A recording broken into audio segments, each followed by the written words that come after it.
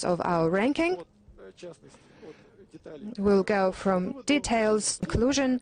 First, we will give you separate characteristic and then aggregated sub-ranking. And we'll end with the final assessment. In front, you see detalization of sub-ranking on effectiveness of implementation of urban health principles and managerial models. Here is the red, green, and yellow graph. What is important to note, principles of urban health are not evenly implemented in master plans of cities, because these documents are not everywhere publicly available and they do not have weight everywhere, and quite often they are discussed at the national or regional level. So we should also note a benchmark document from New York, which includes Strategy of London Development, which describes the main priorities for development in London. On the third page, we see that all urban decisions should be based on the majority and prevalence of health among all other principles. We should also note strategic document from Singapore. Of course, this town is also a state. So all the documents are reflected in the document of Singapore. They talk here about the problems of active lifestyle, environment, and other things. What else do we see?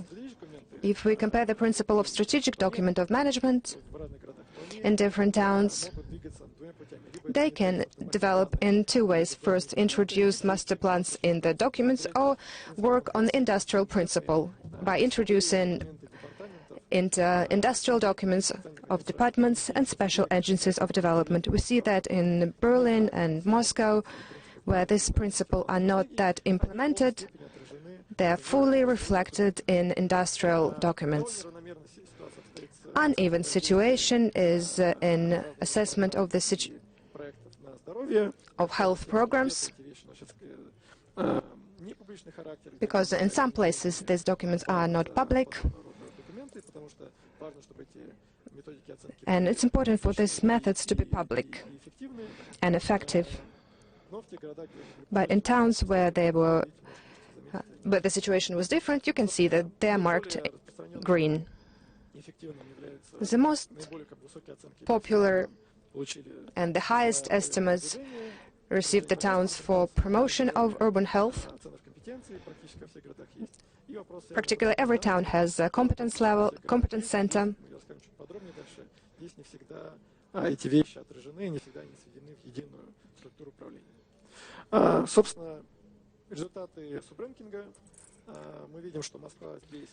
So the sub-ranking results, we see that Moscow is leading there in the urban health agenda. It's in the 4th position. Moscow and London is leading, Singapore is 2nd, and Tokyo being the 3rd. Moscow is the 3rd. Then there is the group of cities which are actively integrating the UH agenda, which are Berlin, New York, Shanghai, and Chicago, and also cities that are partially integrating the agenda, Hong Kong and Seoul. And the last group, the cities that are behind in this particular matter, Sydney, Paris, Mexico, Beijing, and Sao Paulo. Sydney is in the group because all of these issues are considered by the national government, not urban administration. And Sao Paulo, again, is the city that is the furthest behind, but it has 8 points less than Beijing. We see that both of the cities are relatively behind. I'm handing over the floor to Grigori. He'll be talking in more detail about the sub-ranking. So let us continue with the quantity-based sub-ranking. The sub-ranking for social economic development. That is the cornerstone of the development of how we evaluate the city.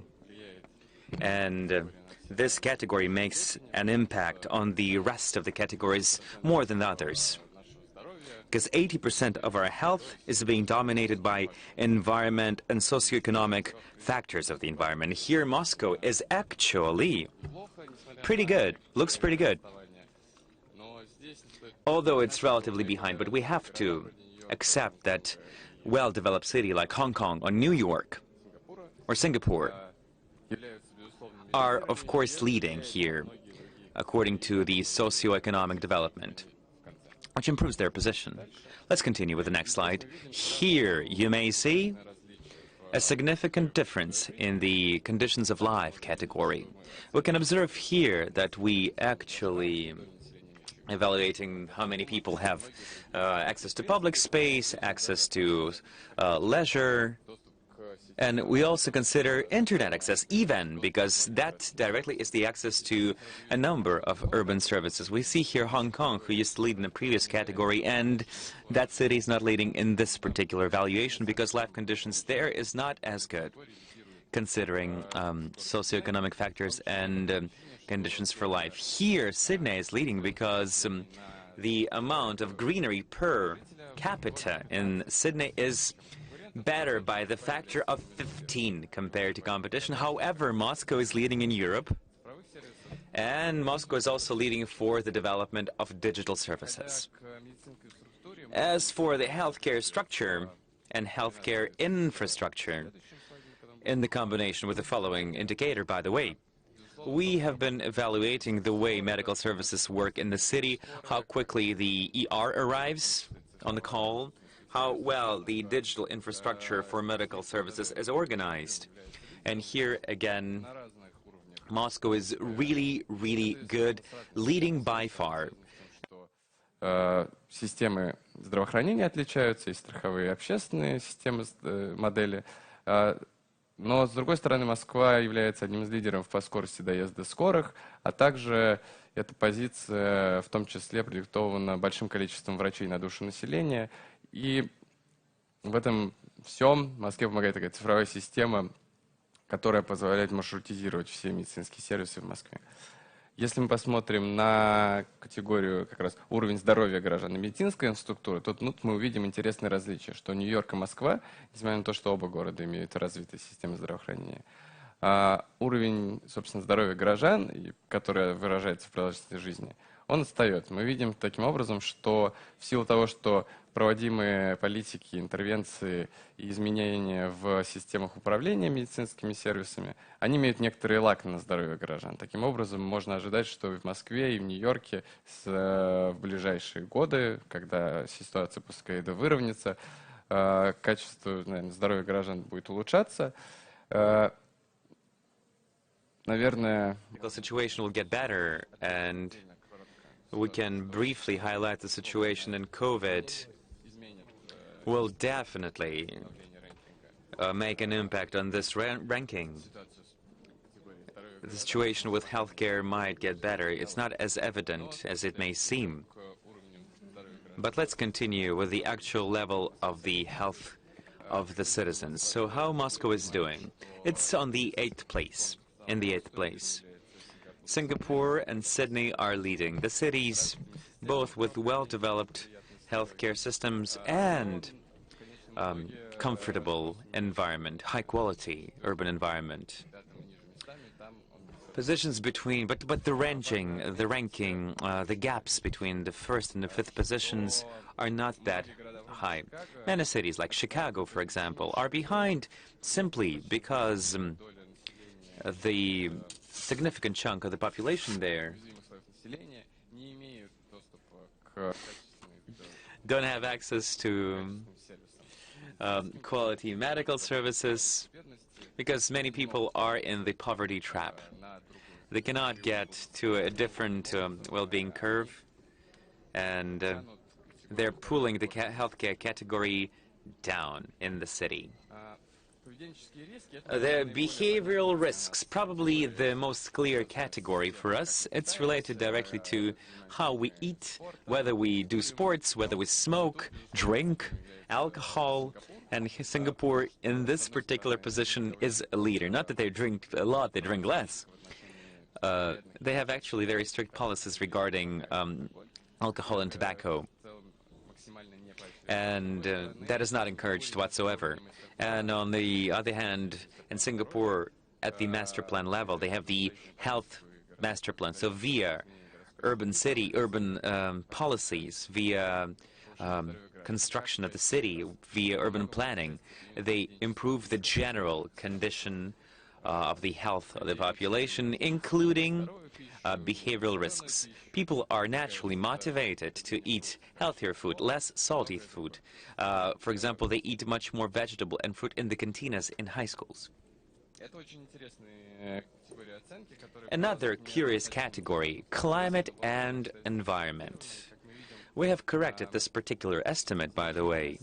So as you may see, there are two positions here, with climate and without climate, because climate and the environment are directly intertwined. When we evaluated the climate, we have realized that the cities in the southeastern Asia are feeling so much better because Moscow is actually closer in terms of its climate to continental climate, and the winter is pretty cold, the summer is hot like now.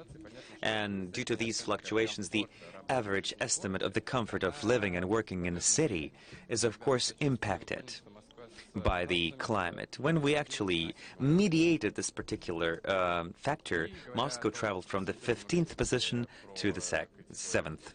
And if we look at the joint ranking of the megapolis health, there are three groups.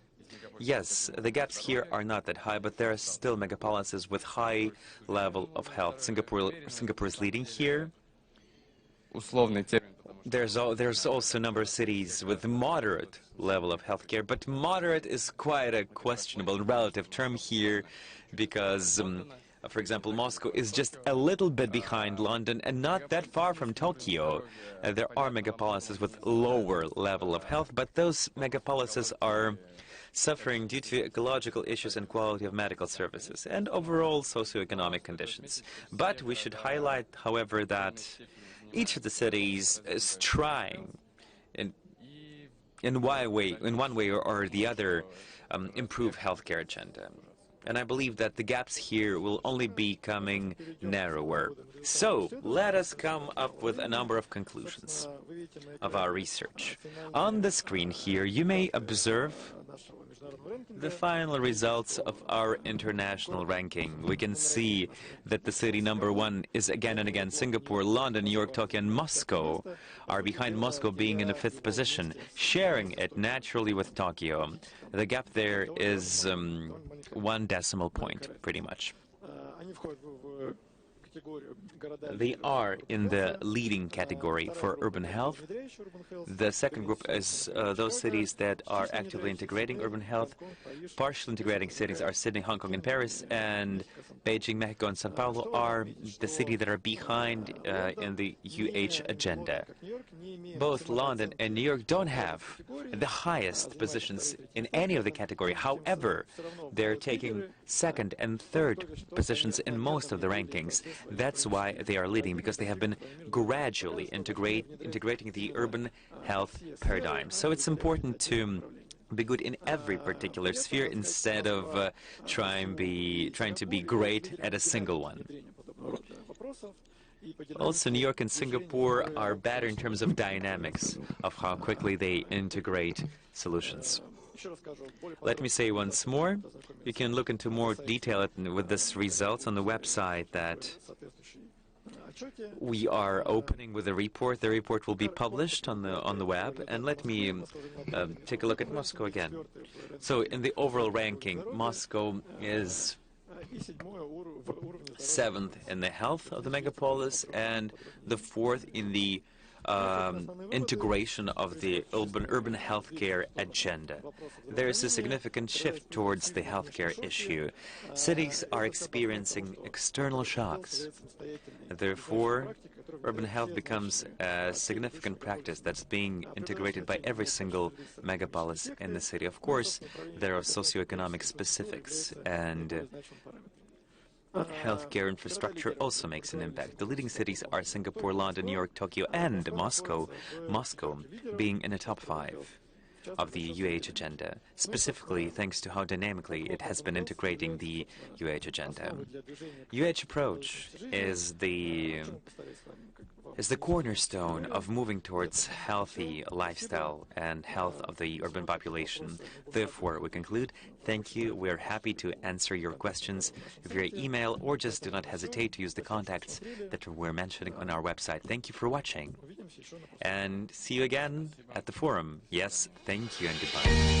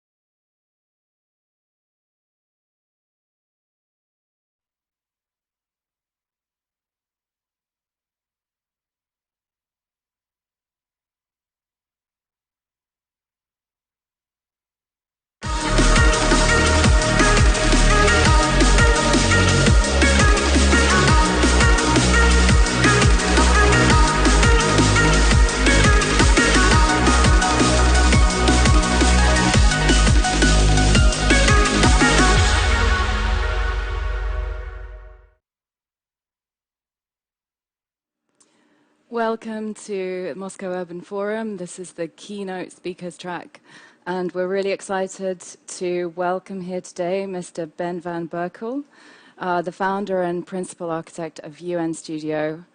Ben, welcome. You're going to be presenting your talk, which is called I'm Connected, if I'm not mistaken. Yes. Fantastic. It's so wonderful to have you here.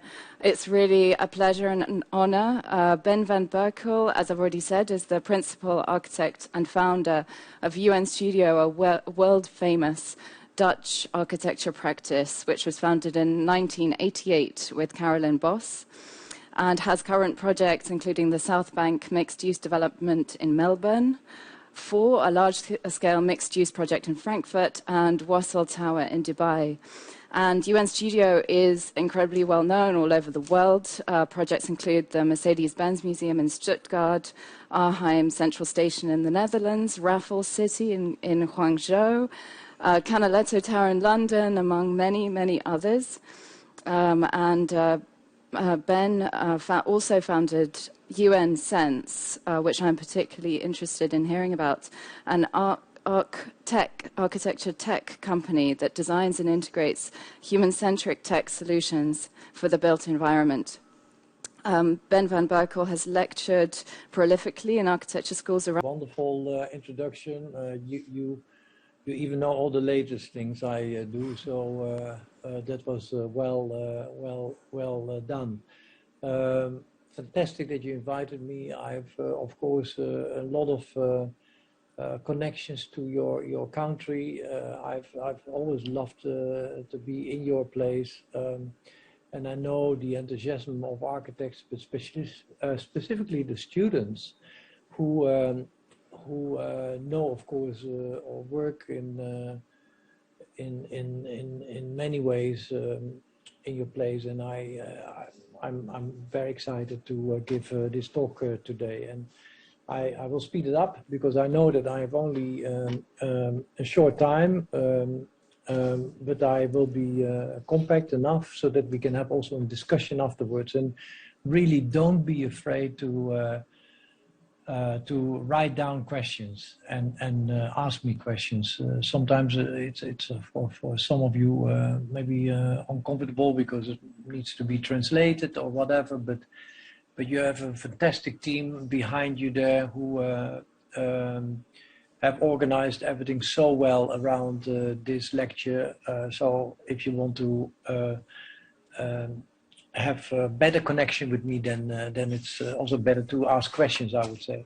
But anyway, my talk is about the world where we live in today, and it's about how we are connected today. It goes across scales, you could say, how we are connected across aesthetics, across physical and the digital space. We live in new forms of community, and specifically prior to the COVID pandemic, we have creating all kinds of new communities, mainly because of new ways of working or shared economical activities we have generated with each other. But the principal focus was on co-creation and productivity. But I would like to talk today about another form of connection we have to make in the way how we design our urban environments and buildings, because I would like to highlight call it the human need for the way how we connect ourselves in a broader scale, and how connectiveness could be essential facet of human health. And maybe some of you might know this. I've been for the last 6 to 8 years doing a lot of research on health and the built environment, even before COVID started. And of course, you can imagine that even when I started with this research at Harvard, many of my colleagues were thinking, why do you know how strange? Why do you are interested in health? Because it is quite a controversial topic sometimes, because we are, of course, we are not all healthy or not born healthy, but I think that today to make a better connections, social interactions with people and create better communities is one thing, but there are also new ways of making physical environments much more healthier by stimulating people more to use staircases, get people more out of the car so that they walk more in cities. So call that the physical aspect of health, and then you have the social aspect of health, and maybe the mental aspect of health. I'm not going into today, but it is about stress reduction and other ways of making people more comfortable and happier in an built environment. But today I'm focusing more on the what we can call the social aspect of better, healthier environments, and particularly I'd like to connect that to community building. Another aspect I'd like to bring forward is that we are in a period where we have gone through incredible stressful ways of dealing with the COVID situation, and with all the political discussions and maybe also new forms of public and political discussions. We have created new forms of hashtag societies you could create, and that is something what is so new in the way we live today, that these hashtag societies can create new forms of communications and ambitions and trust, who we not always can control, but we can stimulate in order to make for people their connection where they feel happy and connected to, because they are part of this online community, and if it is good or not, we can discuss in many ways, but it is simply there, and I think we have to be aware of this new technological expansion of the way how we connect ourselves in so many wonderful new ways. So I see it as a phenomenon we have to take care of when we plan our cities and our society around the cities in the future. It's in a way also about creating meaningful places opposite this digital aspect. Community building and place making have, of course, recently emerged as two essential themes in architecture also. So it's not that I particularly only want to talk about this, but I have always believed that with fantastic, essential new ways of organizational ideas of how you bring people together, like with the bridge. This bridge was one of our first bridges in Rotterdam. We designed, we learned that after so many years, this bridge became a very important connector for a lasting impact on people, and this is maybe quite a radical example of this, and maybe also almost an example you I mean, don't want to share in the way how we talk about new lasting impacts on people, but it is a beautiful story, because this is a fisherman who actually passes this bridge almost every week on Friday, when he's been on the North Sea for a whole week fishing. But when he comes on Friday home, then this bridge welcomes him. And over the many years, because this bridge is already there for 20 years, he felt that he saw this bridge as a welcoming instrument to giving the safety of coming home. And this is what architecture can do. Architecture can bring people together. This bridge is actually a connected parts. И этот мост соединяет две части города. Maybe someone can actually mute, because someone was talking in between my. So in a way, what is the beauty with architecture? You can connect people to places, and people come back to these places. So, like in this example, places connect people not only through, let's say, the iconographic quality of architecture, but also by the way how you could over time combine different user groups to come to stations, like you see here the Erasmus Bridge on the left, and then the train station in Arnhem, and the Mercedes-Benz Museum in Stuttgart on the right.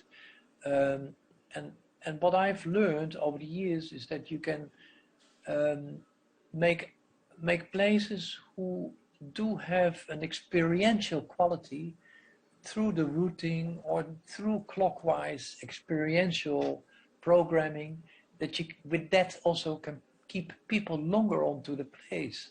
So that means that you start with analyzing user groups, you start with analyzing where and how these user groups in the city use what for infrastructure, what is their background, are they students, are they people who work in the city, or are they residents?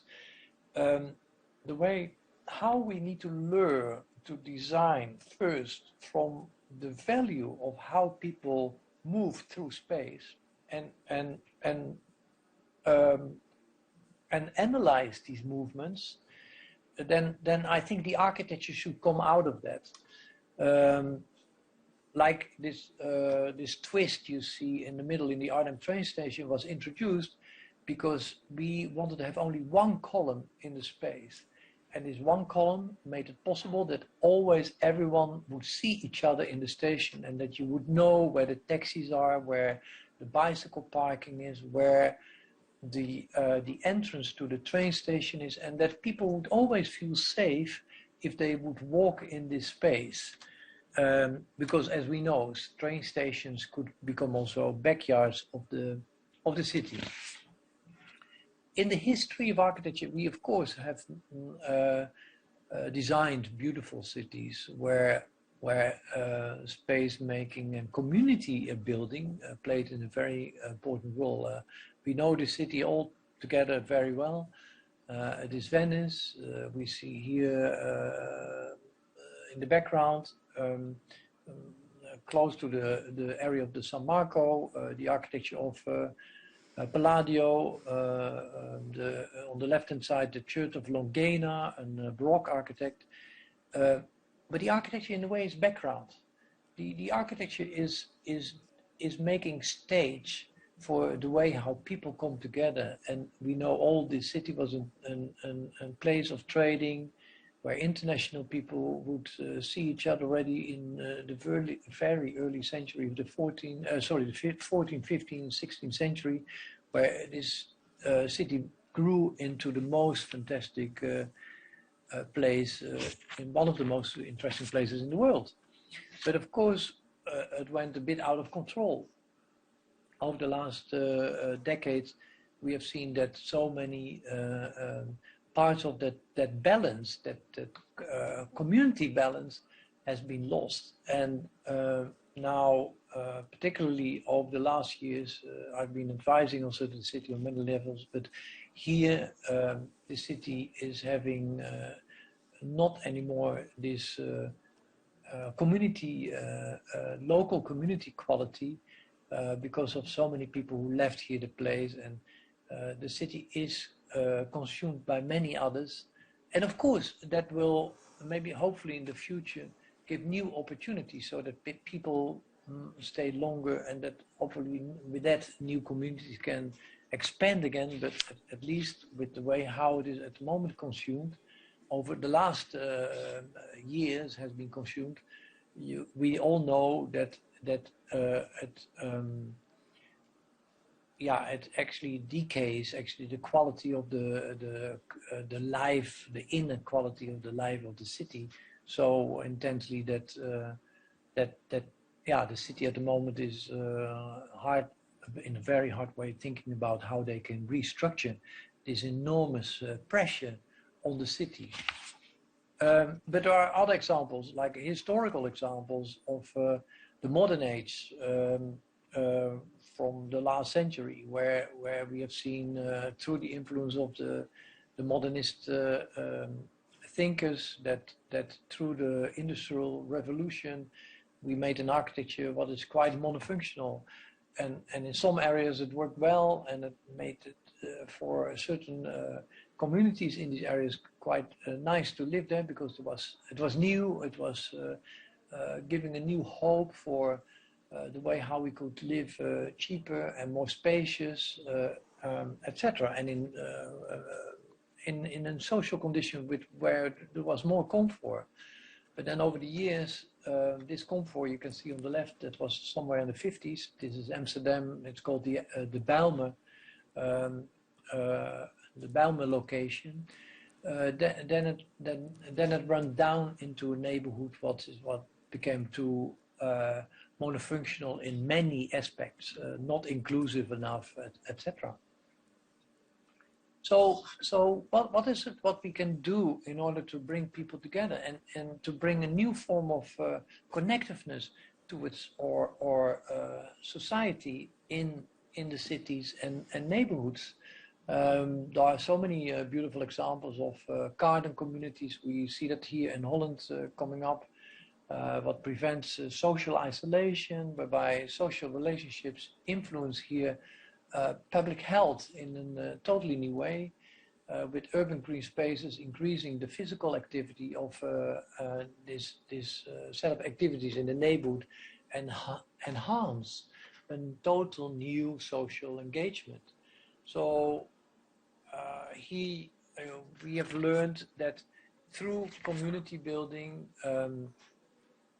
you can create a healthy environment to stimulate people to do things with each other in the neighborhood, in order to make sure that they feel connected in the neighborhood. And gardening is only one thing, or producing food is only one service you can give to the people in the neighborhood, but we can think of many other services, of course, in order to create communities.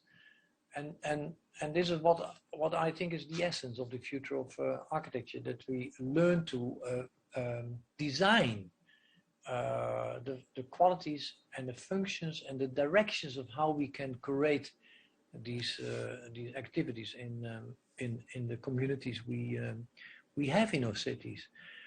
So community and placemaking have recently, of course, emerged as an essential theme in architecture, but in order to do that, we have to make sure that we then also know how we understand how the community is operating, and we can then look at building skills and city skills together in order to understand a little bit better of how we can do that. And I will give you some of the examples, like one of the projects we recently have been working on. It was a competition we did 1.5 years ago. It was quite a heavy competition with an international set of architects. And the reason why we won this competition is simply because we connected this project, the 2 towers you see in the center, towards the city fabric. And instead of using the full site into one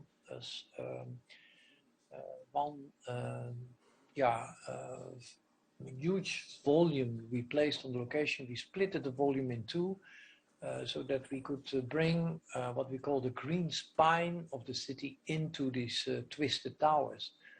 And the most essential was that we connected with that the public green of this part of the city towards a more livelier part of this aspect, what you can't find so much on the south part of Melbourne's location, as we maybe some of you know. I mean, if you go to a bit more to the north part of Melbourne, there you have a very lively community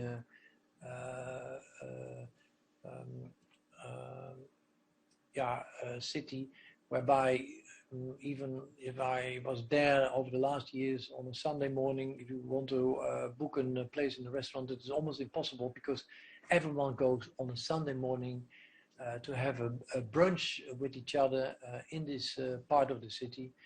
And this is typically something you can see in Melbourne as some of the beautiful aspects of community building in the city. But this part of the city is still a bit more office oriented, and we wanted to bring in here more this liveliness and all the good things back to making sure that people meet each other, see each other in this part of the city, where again this didn't become a monofunctional area.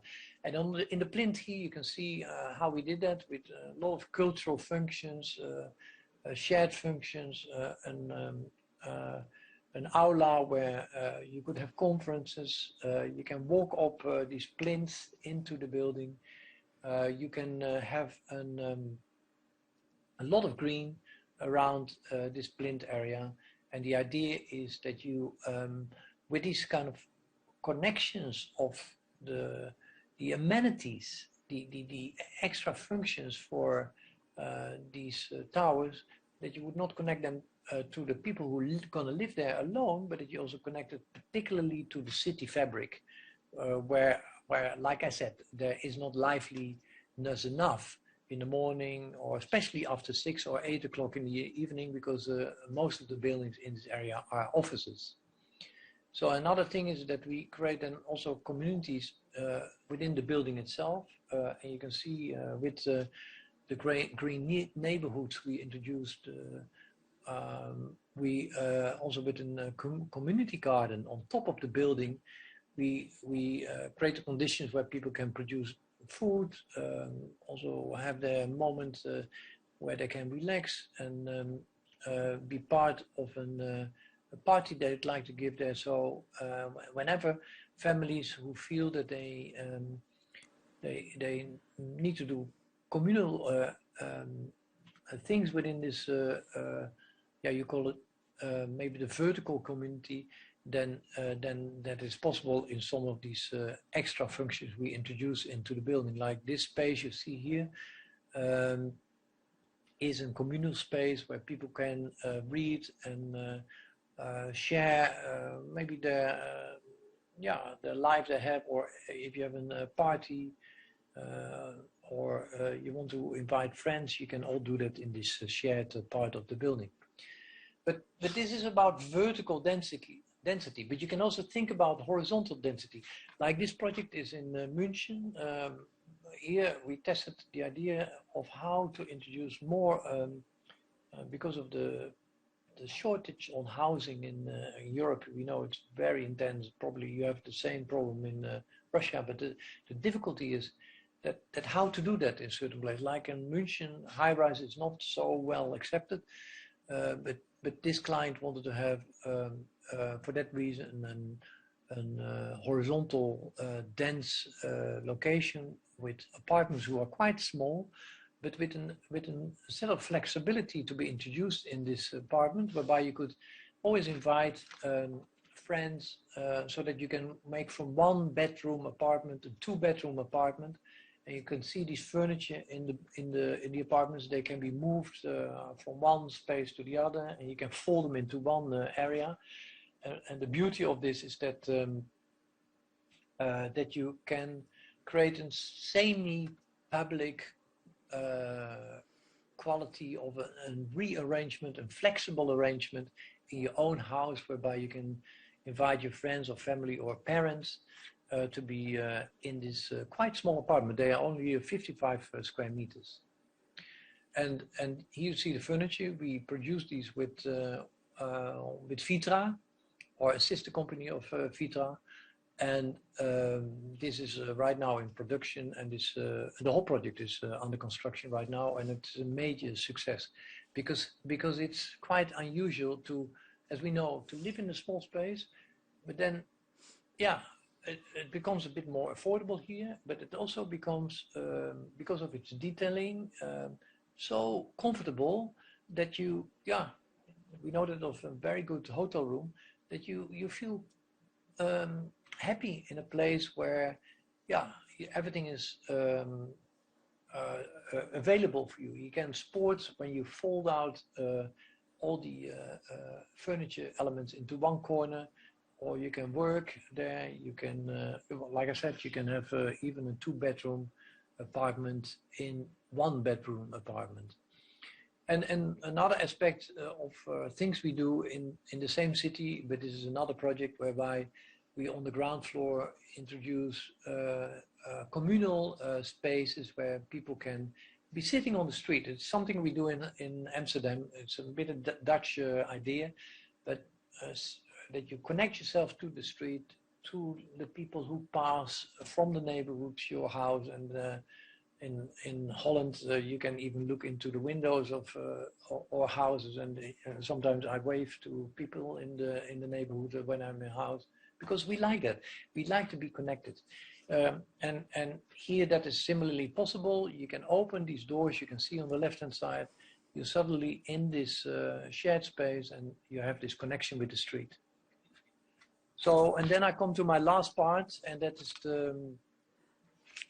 the way how we can work on communities through what we call clicks and bricks. So through the digital, but that the digital supports and supplements the physical community. And what I mean by that is that we don't believe that technology can introduce new technological ideas of the way how we then can follow people, where they can go to, where do they shop, and how you can clean better your toilets with new technology. I think these things are all interesting for the people who like the efficiency in a work environment or in a home environment with these gadgets is one thing. But I do believe that technology should be used for the good things in life and the good things we want to create in our city, and that is that we bring people more together in an analog world.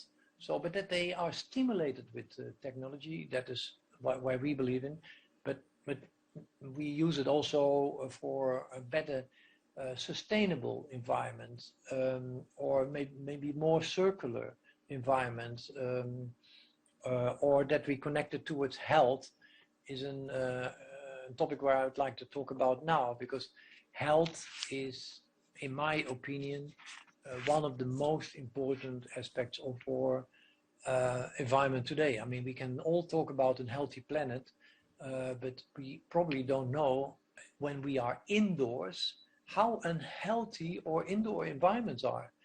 And then we know that healthcare is changing. We have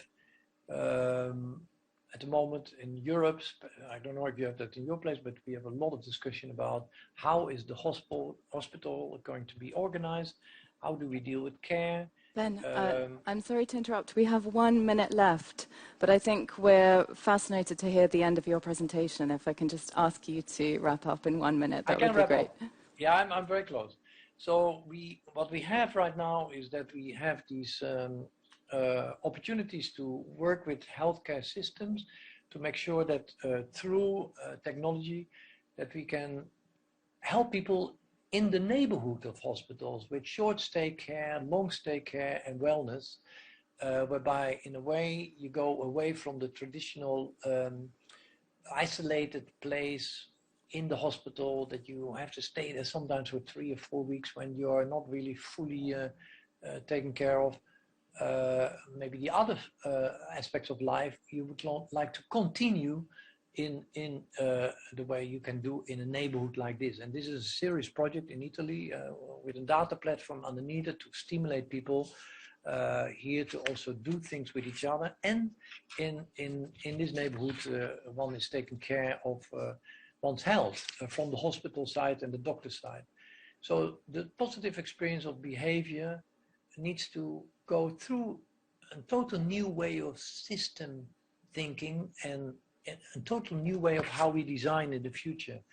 and this is the last project, and then I wrap it up very quickly. This is the project in Helmond, in the south of Amsterdam, where the relocation, reallocated disposable income is having the influence on the way how we here deal with data platforms. So the platform here creates an economical, empowering condition for the people who are going to live here. And the way how we do that is that people are going to here also produce their food. They're going to produce even energy. And if they are having the opportunity to sell these data, or let's say the energy, to other neighbors in the community, then they can also earn some money out of their own data. And the reason how we do that is by blockchaining the data through cyber technology, so that the data doesn't go to the bigger companies. So the data stays with the community itself. So Ben, I'm afraid we've run out of time. I feel this is one of the most fascinating and future-oriented projects that you've shown today. So perhaps we have to invite you back on a separate occasion to tell us all about it. But it's been absolutely inspirational, and thank you very much for the words friends and village, which run through your projects, that really show a new post-COVID quality of life in cities. Thank you very much, and we look forward to welcoming you back again. Thank you. I mean, I'm done. So there is no time for questions anymore? I'm afraid not. We're over time already, so we'll have to we'll have to come back to that. But thank you so much. It was fascinating. Thank you. Thank you. Thank you.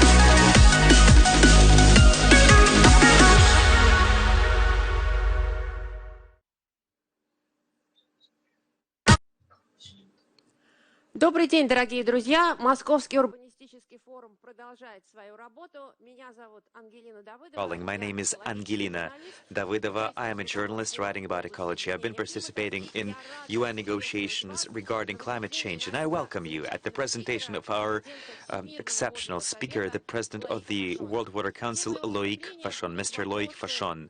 We'll be talking with him about the issues of water security, the right for water, and Mr. Fachon will be talking about how megapolises are solving problems of the lack of water resources today. According to UN, by 2050, almost 2 billion people on our planet will be feeling the lack of drinking water.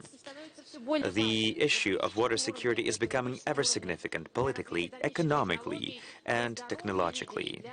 It is important for the development of tech and for the health and daily well-being of people, because we are not only using water for well-being and health, we need it for economical tasks and functions, for agriculture, etc.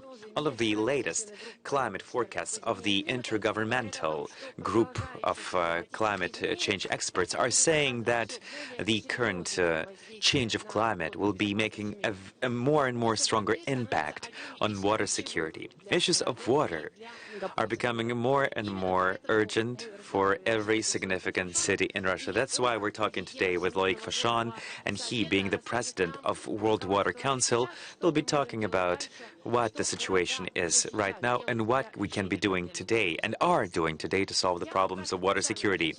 Let me briefly introduce Mr. Loic Fachon. He is the president of the World Water Council since 2018. He's been also taking this position since from 2005 till 2012. Over 25 years, he has been actively promoting and educating people in the issues of water security and sanitary for everybody. He's graduated from the political sciences faculty. He's working as a public administrator. He's been the deputy mayor of Marseille, and in from 1989 till 1997, he was the mayor of the Tre Commune. He's also been the CEO of the Company for Water Supply in Marseille from 1991 till 1919. He's the member of a number of intergovernmental organizations, non-for-profit organizations, and expert organizations regarding the emergencies of water supply. He's also founded the HELP organization, Trans-Sahara organization, to support during the emergencies regarding water. In 2003, Mr. Fachon got the Order of the Religion in France. We're very glad to have you here with us, unfortunately in a virtual format, but we're very much looking to your talk. So water security for cities, water security for large cities. What's happening? What are the main challenges? What is being done already? Please, the floor is yours. Thank you, Madam. Good morning, everybody. Good morning, ladies and gentlemen, dear international participants, dear Russian friends. I'm very pleased to have this opportunity to address you today, virtually at least, although I would really love to meet you and discuss in person in the great and beautiful city of Moscow. It's the first time for myself and the World Water Council that I am invited to participate in the Moscow Urban Forum. Such an important international event about the development challenges that the global mega cities have been facing for a long time. Water and access to water and sanitation are at the heart of these challenges. Water indeed connects all 17 sustainable development goals. And water is also central to efficient climate evolution, mitigation, and adaptation. Yet, before I explore deeper the risks leading to the current global water crisis and the opportunities that exist to temper or even build back better, let us go back in the time. It will allow us to see the bigger picture, to understand that the ongoing global crisis cannot be divided into multiple different crises, such as climate, biodiversity, ozone layer, water crisis, etc. Because they cannot be considered separately as distinct problems, independent of each other. On the contrary, these crises are deeply interlinked. They influence and exacerbate each other, and above all, they all have the same cause: our human behavior, our human activities, our human societies. After 1945, the world entered in a phase of great acceleration, touching almost every aspect of our society and ways of life. But can we continue to grow endlessly, especially in terms of population and economy, without taking into consideration the fact that we are living in a world with limited resources? This question is not new, but are we ready to act accordingly? In this context, global water is in danger. Water is suffering, or will soon be suffering, everywhere in the world, due mainly to our excessive production, overconsumption, and throwaway culture, impacting dramatically our environments. And in the short term, right now, poor water management is much more responsible for negative effects on the quality and quantity of water available than climate evolution. Today, over 2 billion people, 2 billion, lives in countries experiencing extremely high water stress in what we call the triangle of thirst. That stretches from southern Spain to India, including the Horn of Africa, sub-Saharan countries, and the Middle East. Water is also missing in much more developed countries, like in France, like in Great Britain, or even in the US, in California, which is now suffering from water scarcity. For a century, man has been abusing water by multiplying competing uses exacerbated by the pressure of growing megacities. But also in rural areas, agricultural productions, often focused on monoculture, are damaging for the environment. Population growth, concentration, and industrialization have not taken into account the level of fresh water in the rivers, which have been sinking quickly or are completely polluted. With urbanization and ongoing mass migration to cities, many other cities across the world experience or may experience water shortages. Ladies and gentlemen, dear friends, water is life. Lack of water leads to diseases, poverty, and to death. Water is our unique, precious, common good that we must cherish wherever we live.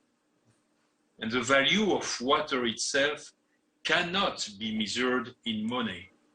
Access to water is in sufficient quantity and quality, and to sanitation. Don't forget sanitation. Our basic human rights, which have been written in constitutions of many countries. But without water security, these rights remain just a piece of paper. Understanding and assessment of water risks is a vital component in water security strategies and prevention of potential water crises. Risks may be chronic, for instance, long-term periods of dryness, or acute, for instance, low water reservoir in cities. Acute and chronic risks are organically interlinked. An acute risk, if not treated properly and timely, may become a chronic risk, and reciprocally, we need to rebalance water resources to produce more water and consume less and better. Because water is a precious resource. We also need a common approach to river basins, intranational and transboundary ones, through integrated water management. It's a process in which national governments, down to local municipalities, even to regional settings, work constantly together. Basin and transboundary cooperation are essential to prevent potential conflicts arising from upstream, downstream relationship.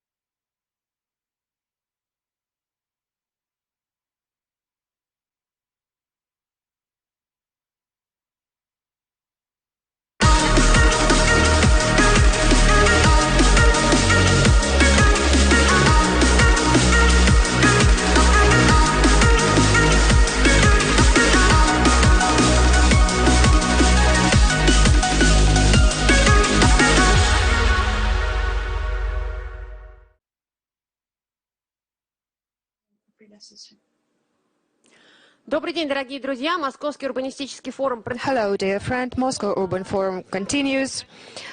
We apologize for having some technical issues, but now we are going back to our lecture, to our wonderful speaker, and once again I give the floor to Loic Fachon, who is the head of World Water Council, and he tells us about how megacities deal with water difficulties. Louis, the floor is yours.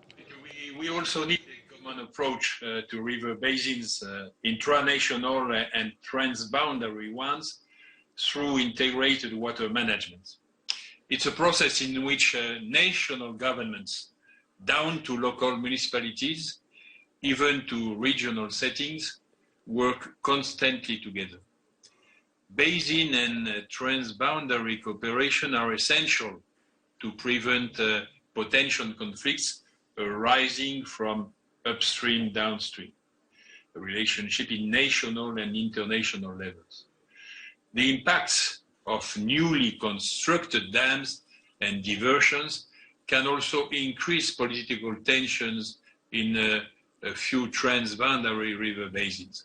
For example, regarding Blue Nile, the relationship between Egypt and Sudan as downstream countries on one side, and Ethiopia, one of the upstream countries, which is building the Grand Ethiopian Renaissance Dam on the other side. It has been deteriorating recently. Fortunately, there's also many positive examples, such as Senegal River Basin in sub-Saharan Africa, and also the Danube Basin Authority, gathering 17 different countries.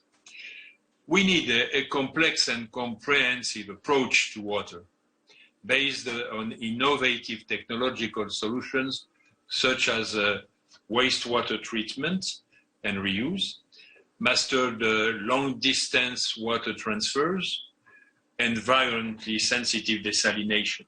We need innovative and sufficient financing and political commitment implemented in wise political decisions. Ladies and gentlemen, water has become a political challenge. Water is a political commitment for the future of man and nature. Water is politics. The governance of water is important. Water challenges absolutely need to be addressed locally. Local authorities are key actors to political action for water security. The World Water Council is gathering 400 active members from over 60 countries across 5 continents. The Council represents hundreds of thousands of people all over the world working for access to water. For 25 years, the Council has been working to promote water and water security, to make it a global priority, to place it at the top of political agenda of international organizations such as the UN, the World Bank, the major agencies through the states, but also through local authorities. This is the reason why our World Water Forums, the largest world event on water co-organized with a hosting country every 3 years, foster a robust political process. Cities, towns, and rural areas are the main actors to achieve water security and provide access to water and sanitation for their local populations on a daily basis. In this respect, the 9th World Water Forum, to be held in Dakar, Republic of Senegal, in March 2022, will mobilize heads of states and governments, ministers, parliamentarians, basin organizations, and local authorities to propose concrete commitments and bring responses to suffering populations. The forum's 4 core priorities are water security, obviously, water for rural development, cooperation, and governance, innovation, and financing. Join us on the road to Dakar to prepare and hold a successful forum of mayors and local authorities. Share your experience and solutions to improve water security with the world. Thank you for your attention, and I'm ready to answer your questions. Mr. Luc Fachon, that was indeed a very analytical but also inspiring speech which we heard from you. I especially liked how you said in the beginning that there's not a single crisis. All crises are interconnected, be it the water crisis, be it climate change, be it the diversity. Да, я с ним говорю.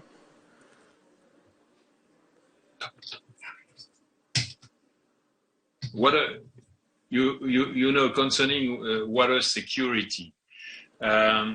Water security means very clearly, very concretely, producing more water and at the same time consuming less.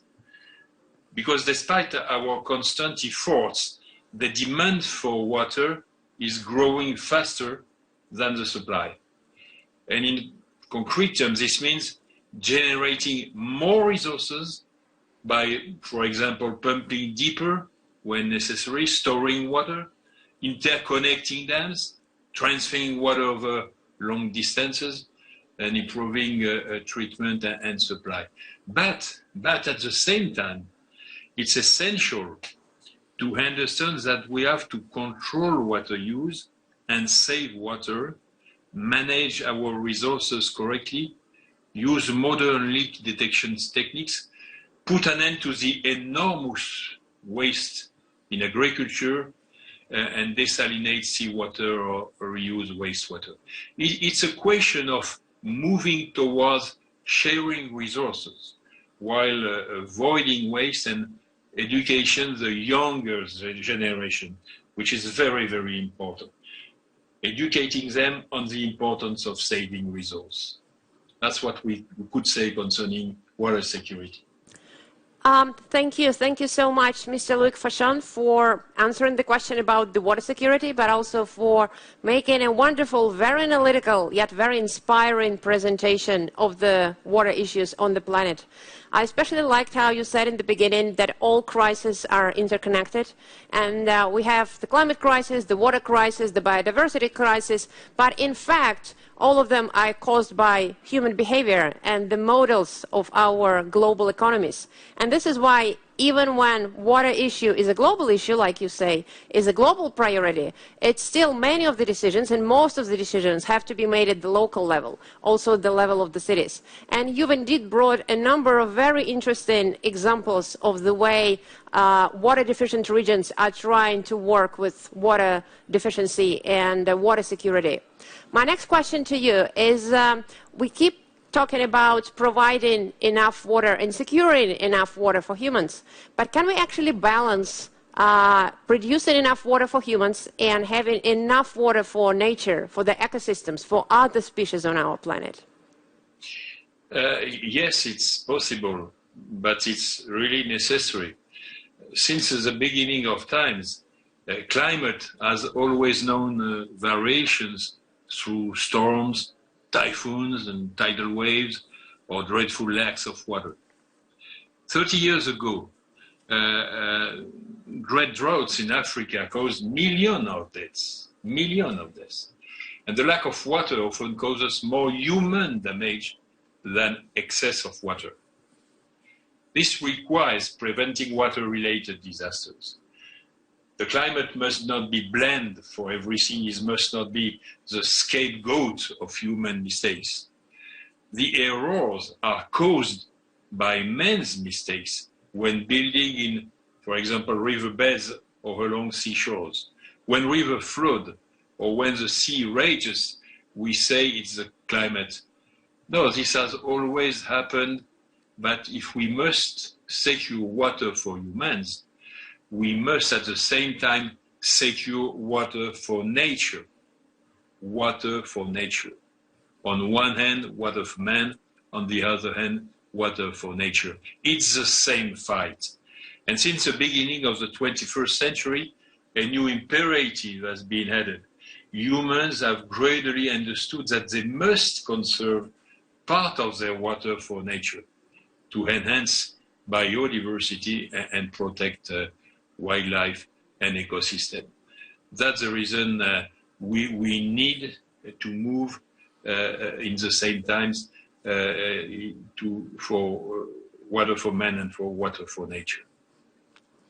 Thank you so much, Mr. Loic Fachon. Unfortunately, we're running out of time, but I would really like to thank you again for your wonderful and very inspiring lecture, and for also answering some of the questions which we had. Unfortunately, we cannot ask them all at the moment. Thank you so much. Thank you for giving us a global picture, a very disturbing picture for the future, yet a picture which also offers some hope, also in terms of urban management and urban water solutions. Let us stay in touch. Thank you for being with us. All the best from Moscow. It was our pleasure. Thank you. Have a nice day. Yeah. Дорогие друзья, наша сессия подошла. Dear friends, our session is about to finish. Stay with us. Other sessions keep working.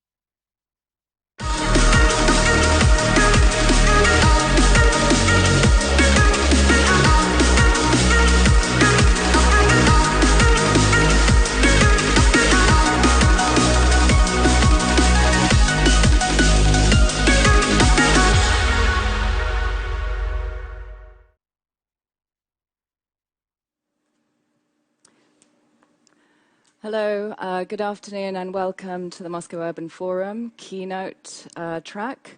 My name is Ksenia Djube and I will be your moderator today. And it is a great pleasure to welcome Jan Gale with us this afternoon, who's going to be talking about new requirements for the urban environment. And you are welcome to pose any questions that you would like. Please ask questions in the box below the live view of this session. So, Jan, it's a pleasure to have you with us today and a real honor. Hello, Jan. Hello. Hello.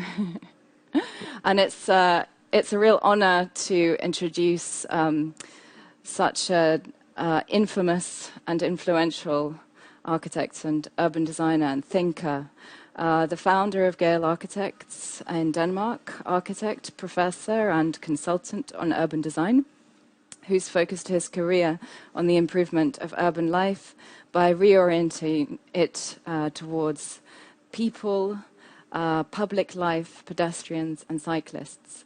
Jan's books include classics such as Life Between Buildings and Cities for People, which are desktop references for most architects and urbanists. And Jan has led many large-scale city improvement projects in Copenhagen, Melbourne, Sydney, London, New York, and also Moscow, together with his architectural firm, Gale Architects. And you've recently done a research project, Moscow, towards a great city for people, which focuses on transforming the city into a comfortable place for all, where people will spend more time outside, and how urban design can have a positive impact on social development, which has been presented to the Moscow government. And Jan has also been awarded honorary doctor degrees and honorary fellowships in universities and institutes across the 4 continents. So we hope to welcome you to Moscow in the flesh very soon. But for now, we look forward to your presentation and we hope to ask you some questions afterwards. So please send your questions in. And Jan, please, the floor is yours. Thank you very much for the introduction. And thank you to the Moscow Urban Forum for inviting me again. I've been there before, and we'll come back to that in a moment's time. First time I visited Moscow was actually at the first Moscow Urban Forum in 2011. And that was also the occasion where I met the Lord Mayor of Moscow, Sergei Sobyanin, and that resulted in our firm being given a task to look into the public life of Moscow as it was at that time.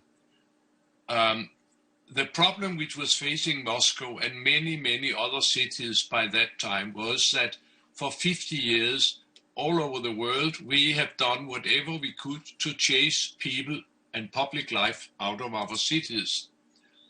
In the 20th century, in the second part of the 20th century, we had 2 very dominating planning paradigms.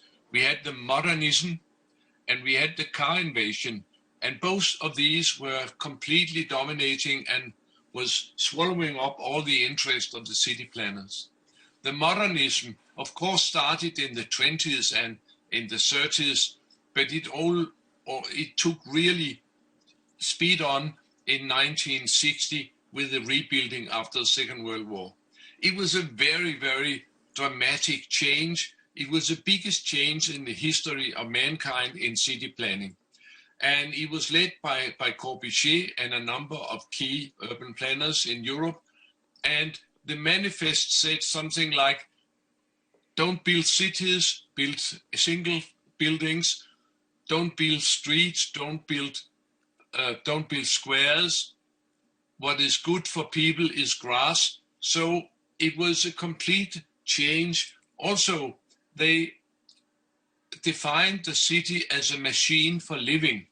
And they said, forget everything you knew through many centuries of urbanization. Forget it all because it's for the old man. Now we have a new species. We have the modern man. It was a man, it was not a woman. and he was running as fast as he could. He was running from his home to his working place and back to his home to regenerate for next day's work. A very rationalistic approach to city planning. Before modernism, the cities were always made up of spaces. It was all, the spaces were everything. It was in the spaces they connected the various functions in the city. In the spaces there was market, you met your friends, you met your whatever was happening in the city. You had the crowning of kings and the beheading of criminals. Everything happened in spaces.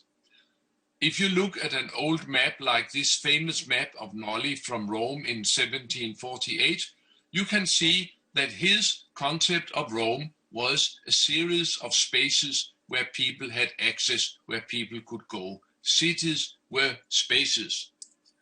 If you think of old cities, this is Copenhagen, you can remember always a number of squares and all the street names you can remember, but only very few buildings. You can remember the town hall, you can remember the cathedral, maybe the castle, and a few other buildings, but most of all the buildings were anonymous. They were lining the spaces, and the spaces you can remember.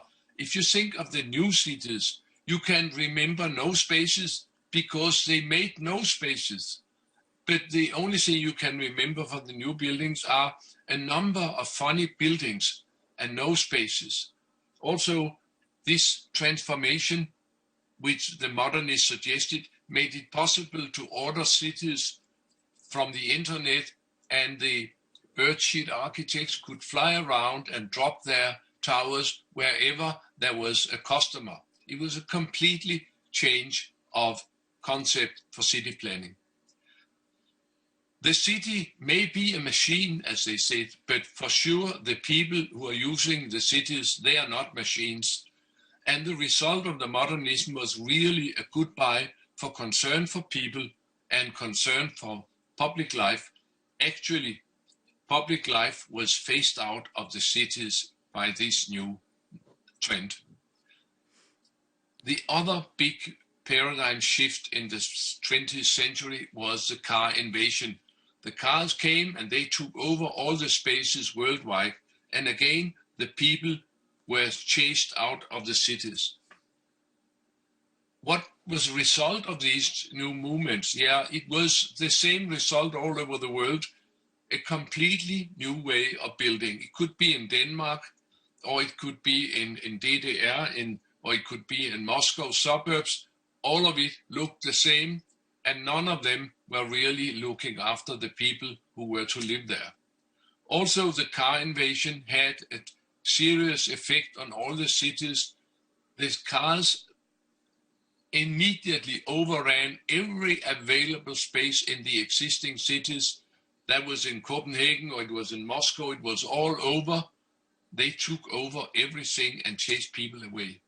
And in the new districts made by modernism, it was completely made for motor cars. They was made what I call 60 km/h architecture, big spaces, big signs, no details, no interesting elements, as opposed to the old scale, which was people scale, 5 km/h, small spaces, small signals, very intensive, very sensual.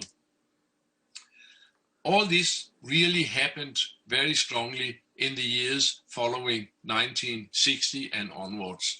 What we knew about people and quality and about how the built environment influenced people, we knew virtually nothing. I was studying architecture in the 50s, and what did we learn in the 50s? We learned about the great modernism. We learned about putting individual buildings down. We learned about hanging over models and pushing objects around until we said, oh, this is a nice pattern, so it must be a nice city. I learned all this, and I rushed out of School of Architecture to do all these wonderful modernistic things. The city is a machine, I could do that. Then I married a psychologist. And then suddenly we had a new discussion in our house because my wife and her friends, they always ask us architects, why are you architects not interested in people? Why don't they teach you anything about people in School of Architecture? Are you not aware that what you're building has a fantastic effect on the life of people, on the quality of life? That was very strong medicine for a young architect, and I had to go back to School of Architecture to study 40 more years, actually. And what I did study was trying to make the people who used our architecture, our cities, make them visible so that we could discuss what the life was about and how we could cater for life. Actually, I used very much architectural methods. I sat and watched, I observed and systematized the data and got a lot of data about how things worked and what did not work. And I put it into a number of books, actually 6 books, over 40 years of research. And they are out all over the world by now in 42 different languages. And of course, most of them are out in Russian. And as you can see from the covers here, the seal of Moscow is in the corner. They were published by the city of Moscow in 2012. While all this research was going on, we can see now a number of changes that the idea of car invasion, the idea of modernism is fading, and all the mayors around the world now talk about we want a lively, livable city. We must make a sustainable city.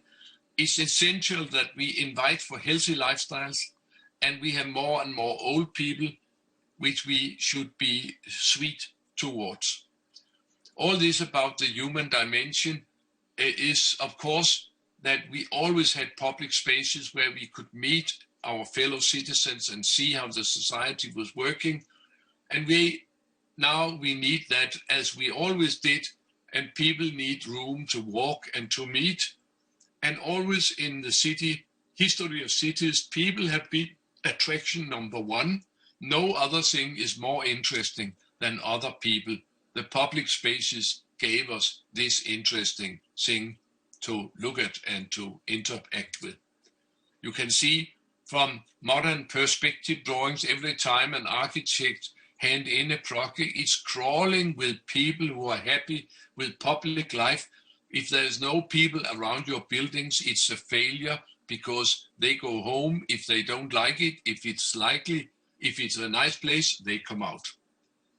Also now we have increasingly the knowledge that we have to make much better cities, sustainable cities to address the climate challenge. And we know that the more we walk, the more we bicycle, and the more we use public transportation, that will be better for the climate.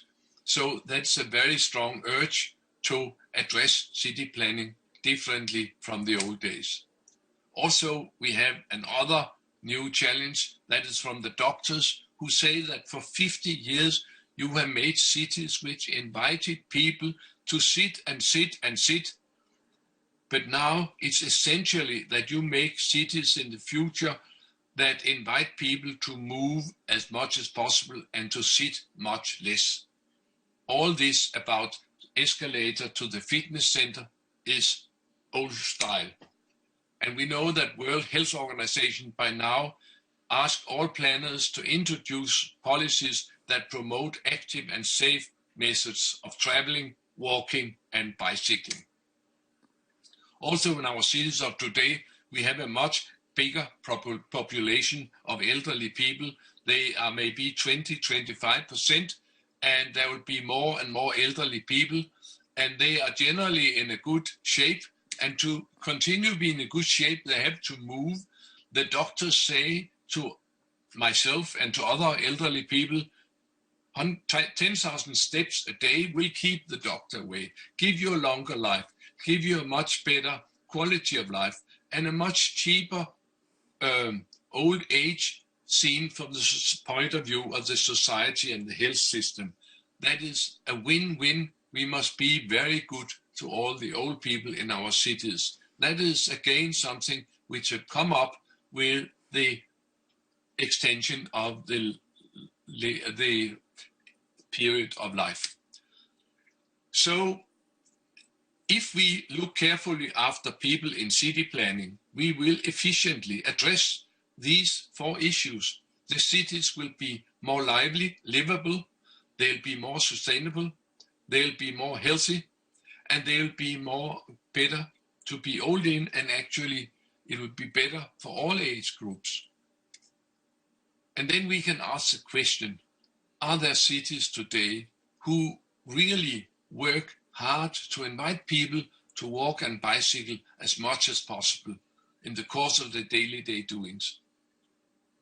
Increasingly, especially after the year 2000, there are more and more cities all over the world who are doing just that. I could go very carefully and tell you about a lot of them, but I will only go briefly over this. One of the very first cities who started on these people first policies were Copenhagen, where actually in 1962 they started to take out the traffic from the first street. And they have been working on this people first policy and the bicycle first policy ever since now for 58 years. And they've done enormously much. The waterfronts, the street patterns, the squares, the parks, everything is very much influenced by this policy, because in policy, the work in Copenhagen has been very much influenced by one particular fact. Copenhagen became the first city in the world where the life of the people in the city was documented just as carefully as the traffic engineers always documented the traffic. And this study of the public life in the city has been carried on ever since, and by the university, and is now taken over by the city. And actually in all the cities where I worked, we always started by studying the life in the city, because when you study it and document it, then you can find out how you can improve the conditions for life in the city. We have a saying, what you count, you care for. And in many cities, they just count the cars. But in Copenhagen, they started to count the people just as carefully as the traffic engineers counted the cars. And this has been very, very important for making Copenhagen one of the most livable cities in the world. This is now a mindset, a way of thinking, and they continue in Copenhagen to do this, and they have strategies, one of them being that they will have decided that we will be the best city in the world for people, and they have set down a number of goals, and then they go all out to reach these goals as time goes on. These same methods have been used in cities like Melbourne, which this Australian capital in the state of Victoria in Australia was a very run-down city centre, but now it has been completely reinvigorated. In Melbourne, we walk. They have made wide sidewalks. They put granite all over the sidewalks. They put street trees all over. They made everything to make people comfortable when walking and biking. And Melbourne has completely changed. And if you don't know what to do with your life, move to Melbourne. It is the best city in the Southern Hemisphere. They started in 1985, and I've been involved since the early 90s. And other cities where you've seen amazing changes has been New York. They started in 2007, and they've done a lot to promote bicycling, and they've done a lot to promote public life. Actually, the conditions for people and life in New York was very, very bad before 2007. And we've seen a number of enormous improvements, one of the most famous being the transformation of Times Square from a traffic hill to a people place. In Sydney, we've seen also the city was completely taken over by cars. Now they're being pushed back, and we are seeing pedestrian streets and new light rail systems going around in the city and pushing the cars and the old rattling buses out of the city. And then, of course, Moscow.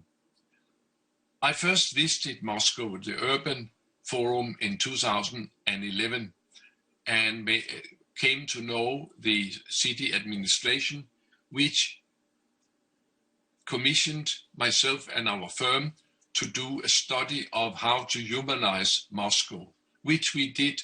And Moscow's situation at that point was very, very bad. The people landscape was indeed problematic. I was really shocked when I saw how much the cars had taken over Moscow when I first visited in 2011. We did this study, and much to my joy, I realized that it was published in the streets so that people could read it also in physical way. And of course, we made the report and then started a fabulous work to win back Moscow for the people in Moscow.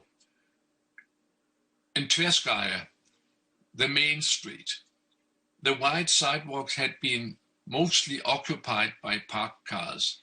Just 2 years later, the parked cars have gone, the grey street has started to be green, and all the advertisements in the air had disappeared, so you can see Kremlin in the distance. The sidewalk has been further enlarged and the trees have been properly planted, and this is of course a winter photo, but it is much better situation now for the people who want to use the main street in Moscow. One street after the other has been improved or pedestrianized. You can see the poor conditions before and the other conditions after. One square after the other in Moscow has, much to my joy, seen fantastic changes. This is the square next to the Pushkin monument, and you can see how many funny things had moved in there and how it has been cleaned up. Street trees have come in, cafe come in. You can see where the metro is rather than the McDonald's outlet.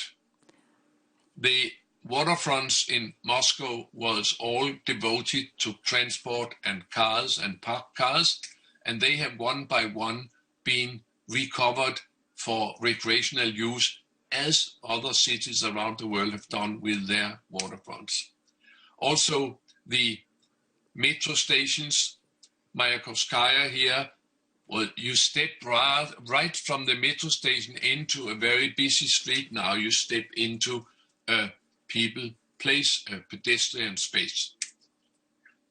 In short, and in a very, very short time, there has been impressive improvements for the public life in Moscow. I have been so impressed by what has been done in Moscow. And when I was there last time, they even said jokingly that now we have a new problem because of all the benches and the swings and all the improvements. We have a baby boom in Moscow, and we will blame it on humanistic city planning. If humanistic city planning can give a baby boom, I will be very proud. That was what I heard in Moscow, jokingly, but I congratulate all the things which have been done. Also, I'm impressed to realize to what degree the mayor and the city administration have understood this new mindset of people-oriented city planning. And of course, leaving Moscow in 2016, after some visit, I came across the monument for Le Corbusier, and I had the chance to go over and gently tell him where he was wrong in all his changing of the cities, because he forgot the people and he went for the city as a machine. Now we've had the COVID period and we've learned a lot of things from this period. We've learned how much we have missed the people and the meeting with our fellow citizens in the streets and squares and parks of our cities. We really have longed for getting back to life and to the other people in this period. We also have seen how much we actually pollute in our present day cities. This is New Delhi in India before Corona and during Corona. Suddenly you could see the mountains. It was a completely other situation. We've seen during the pandemic how this period has inspired cities in all parts of the world to experiment with new ways of mobility. This is from Paris, Rue de Rivoli, used to be one-way traffic. Now it is two-way bicycles. Also in other cities, they've experimented with new bicycle system, Milano, Paris, Berlin, you name it. They've done that in many, many places. And from Paris, we've heard very interesting new ideas, which are actually old ideas, but the idea that a good city should be a 15-minute city, meaning that you should be able to reach all the things you could dream of using in preferably in 50 minutes walking or 15 minutes bicycling. That was promoted at the Sorbonne University, and the mayor, Anne Hidalgo, has promoted it also, and everybody talk about this.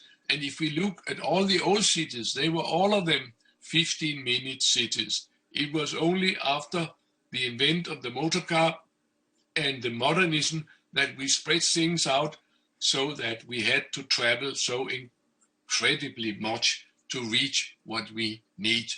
So this is one of the good things which have come out of the thinking of the pandemia times.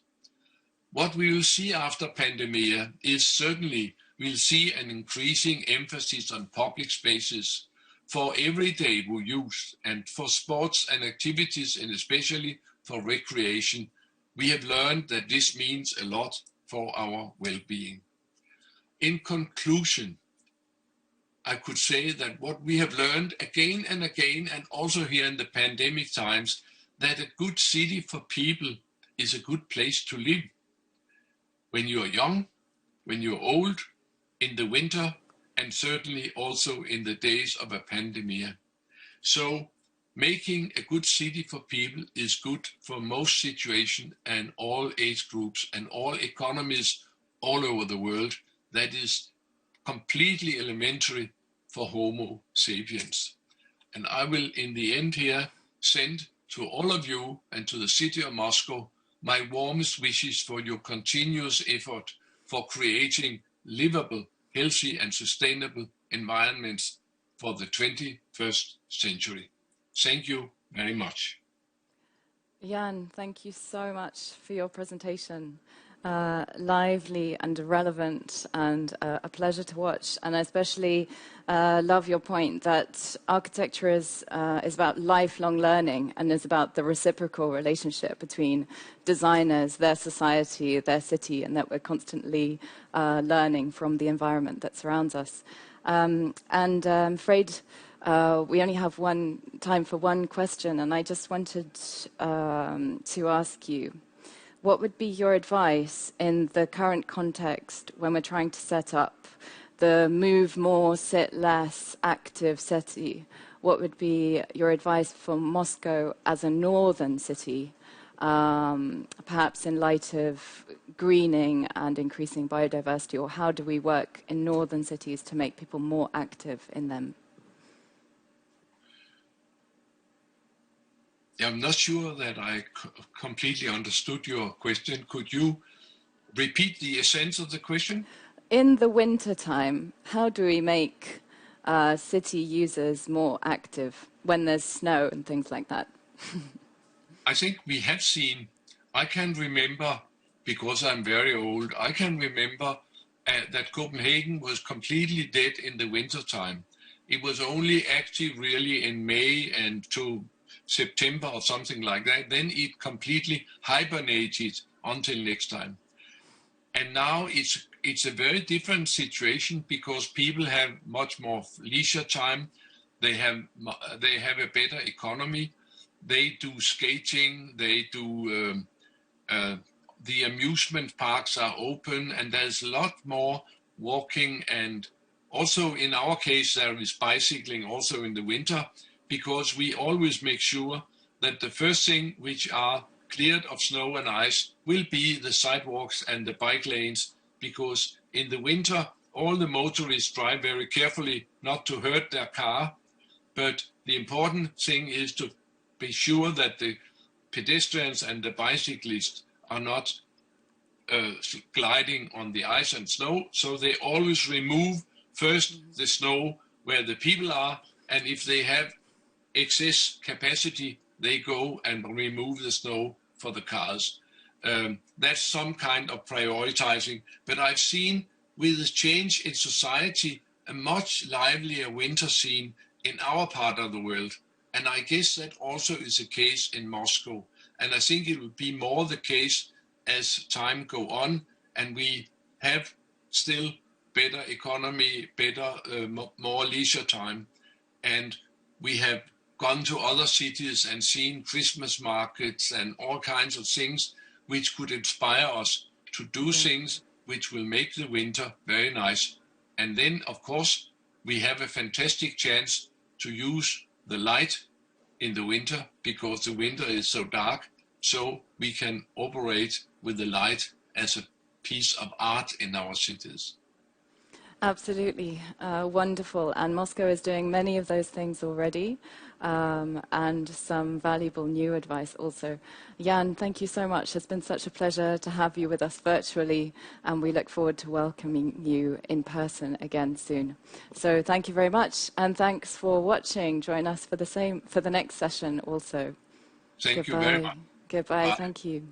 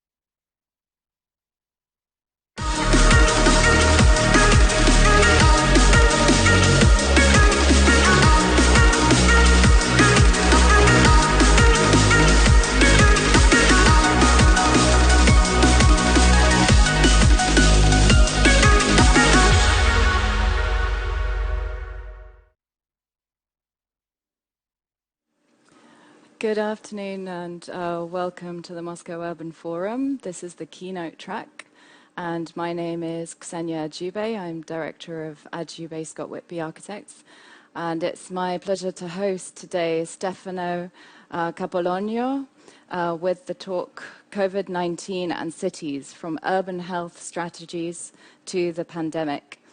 It's a great pleasure and honor to have Stefano with us at the forum today. He is an architect and professor in hospital design and urban health at the Politecnico di Milano in Italy, director of the Department of Architecture, Built Environment and Construction Engineering at the Politecnico di Milano, as well as the mastermind and director of many courses in healthcare facilities design, in therapeutic landscape design, residential courses related to the relationship between the built environment and health at universities in Italy, France, and worldwide. Stefano is also the president of the Urban Public Health section of the European Public Health Association, coordinator of the European chapter of the International Academy for Design and Health, and the General Secretariat of the Italian Center for Hospital Building and Design. He also coordinates the research group Hygiene of the Built Environment for the Italian Society of Hygiene and Preventative Medicine. And he is a member of the working table Urban Health at the General Directorate of Health Prevention of the Italian Ministry of Health. So it is a great honor to have Stefano joining us today for this highly relevant topic. And we look forward to seeing your presentation. Stefano, the floor is yours. Okay, thank you very much, Ksenia. Good afternoon to everybody, and thank you very much for inviting me at this fourth International Medical Investment Forum. So, and my presentation, this is the first step of my presentation, is the theoretical background in urban health. And so in my presentation will be an overview about the urban health challenge according to healthy lifestyle promotion and COVID-19 needs. So I think architecture is a generator of health, well-being and healthy lifestyle because for main issues. The first is a growing urbanization phenomenon, public health concept moving from a medical approach to a social approach, and urban health issues, urban health topics needs assessment tool and performance approaches, and healthy experience-based design strategies as primary public health prevention policies. So today is well known that the determinants of health depends 50% for social economic factors and lifestyle, 20% environmental condition, 20% for genetic inheritance, and 10% healthcare services. For the social economic factors and lifestyle, environmental condition and healthcare service, architecture and urban planners have a key role, important responsibility. In this slide, you can see that the major part of non-communicable disease depend from urbanization. The first step of the main chronic disease in the Europe region start with the socio-economic, cultural, political, and environmental determinant. And we know non-communicable disease represent the 80-60% of the death and 70% of the disease in charge of European region. We know the sedentary is the fourth reason of the death in the Europe region. So according to the healthy urban planning and design strategies and action, here you can see the result of a literary review that join together the principal environmental risk factor, for example, the possible health outcome related to the non-communicable disease, and the urban health strategies to improve and promote the public health. For example, green and blue area, biodiversity, or public transport, or social and functional mix, urban solid waste management, outdoor space, lighting. We have to define 20 urban health action with this important literary review. So the first action is the green infrastructures. In this image, you know, a very famous part in New York, in Manhattan, is the Central Park. It's a very big park in New York. And this part is very important for the urban health because we have the big responsibility of the green for the health of the population. And in this period for the pandemic, the urban park have a key role for the resilience of the city. But in the literary review, we know the green is a very important therapeutic element. We have the important study of Ulrich, where is demonstrated the importance of the green for the health, not only to use the green, but it's important, for example, for the perception green and for the mental health. Because I want to remember the health is not only a physical problem, but is a social and in the same time is completely well-being in the mental health approach. So, for example, the green infrastructure, we know is important to have a big area and for the big effect of the health, and another important example.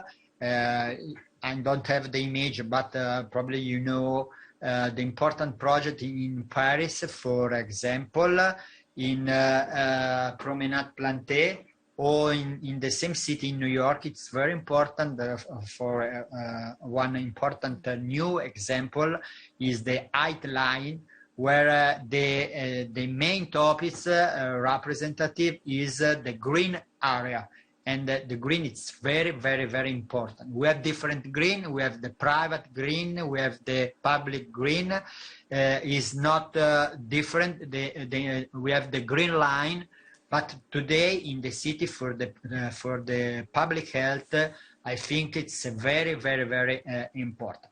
So the big challenge for the architects, for the designer in general, is to use the tool for demonstrating the effect. Today the big challenge is to understand the architecture, the responsibility, and it's very important to define with the tool the effect of the infrastructure for the health.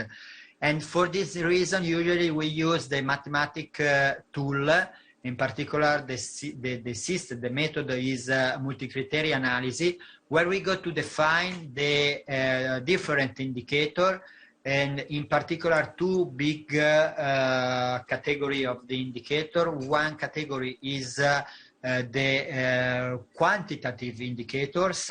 For example, quantitative indicator is possible to measuring the surface of the green area, but in the same time it's important to use the qualitative indicators. For example, for measuring the view of the building outside, and it's very important, for example, for the mental health approach.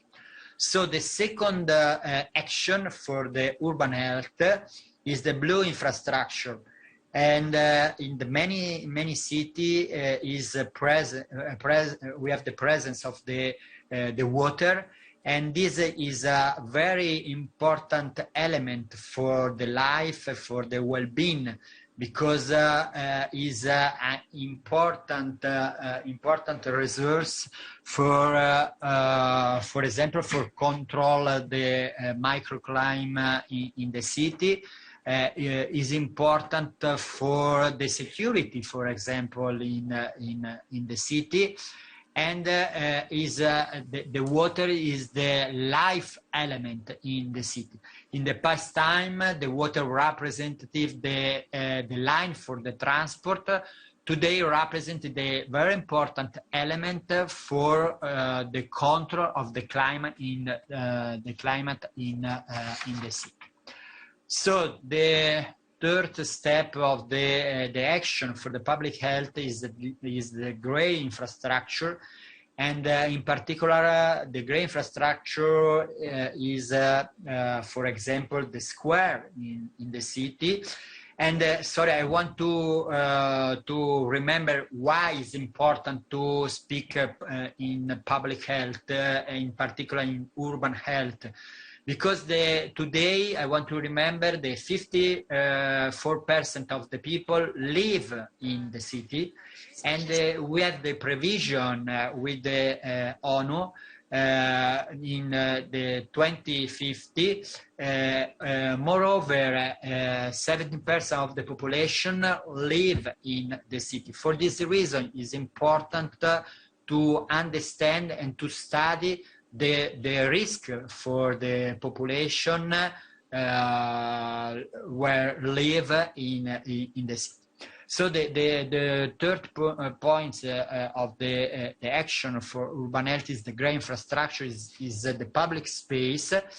This public space is very important, for example, for the physical activity, but in the same time, it's important for the environmental aspect. For example, this example is a photocatalytic pavements floor, and with the specific materials. And in the same time, it's very important this action for the social inclusion of the people, because today the square in the city is very representative for the meeting the people, for discover the activity, for the social inclusion activity. And the social inclusion, I think it's very, very important for the public care. The third action for public health is the biodiversity protection in the city. We have many examples in this direction. One famous example in Milano is not in this image, but probably you know, is the vertical forest in the city center of Milano, designed by Stefano Boeri. And is the typical example where it is important to define the biodiversity protection. And the other more example in this direction, for example, is the green roof, where is it possible to use the roof of the building, and why is it important for the health the roof to transform the roof of the building green roof.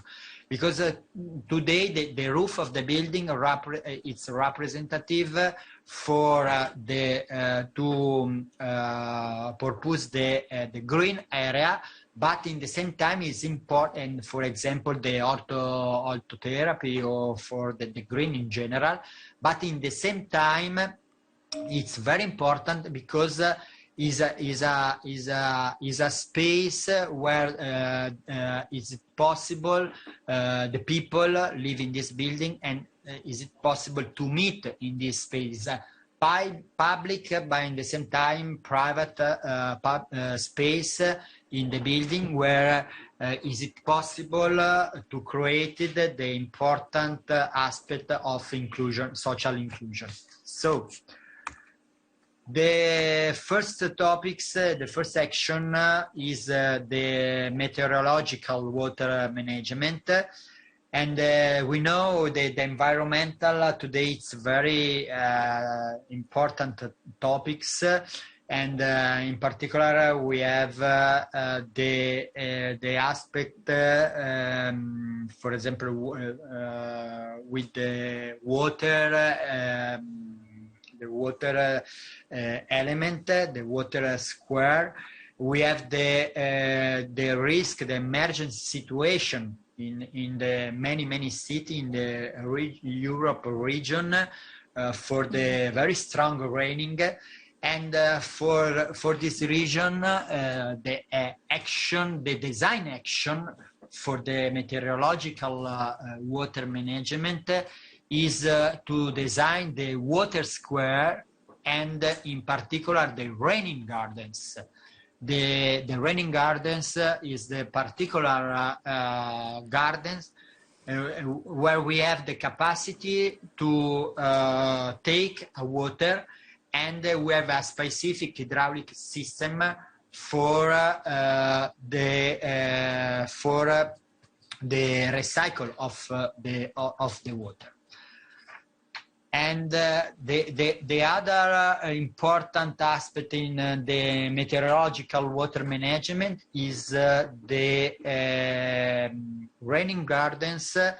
In this image, is it possible to observation? The square, the garden is a play space, but where we have the meteorological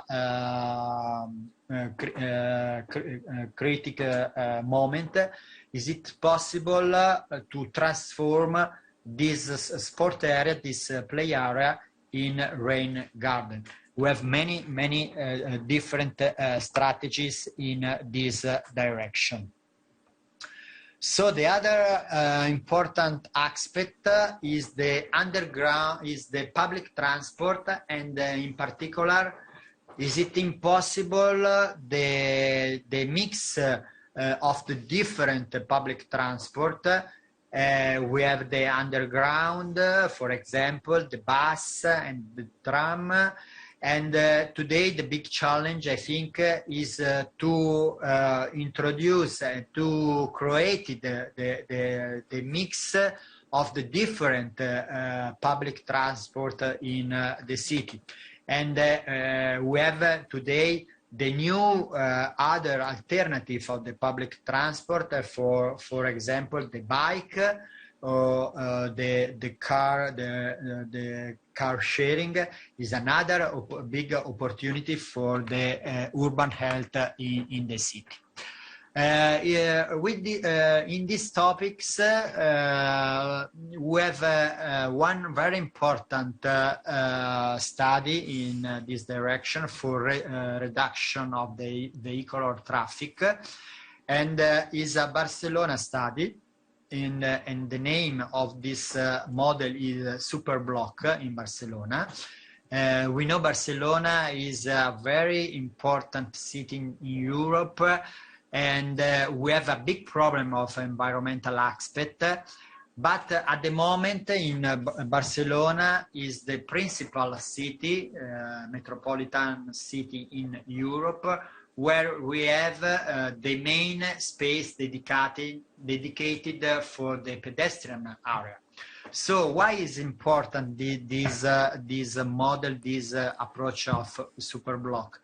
Because we have to define the road hierarchy model, where we go to compact the grid of the city. The grid of the city is very regular.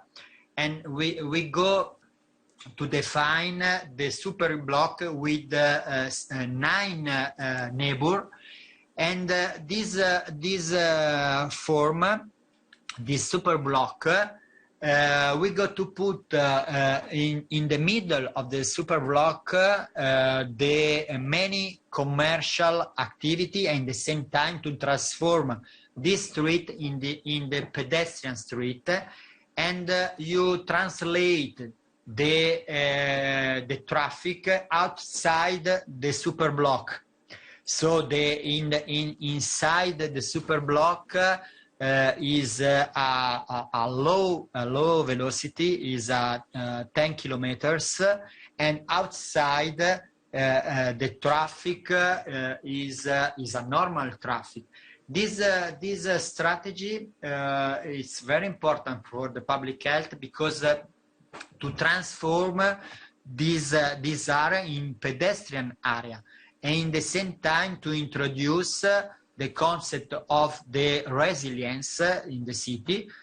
Why the resilience? Because these design strategies to improve the economic aspect, for example, commercial services and the other service in the middle, and to define the small city in the big city. And this is the map of the Barcelona. Is it possible to look at the Barceloneta, the old city, and around of the city? We have the plan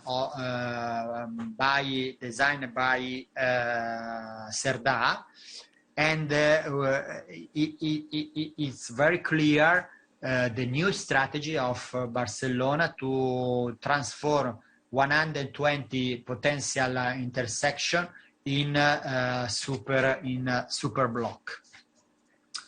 So, and the eighth strategy is to implementation the pedestrian cycling paths, in particular with the multimodal street design. For example, this example is in London, to transform the normal street in a new design of the street, in particular to go to improvement the pedestrian area, to introduce the specific street for the bike, and to introduce the specific area for the green, to improvement the pedestrian paths, and to improve the public transport, and at the same time to reduce the private transport and the car.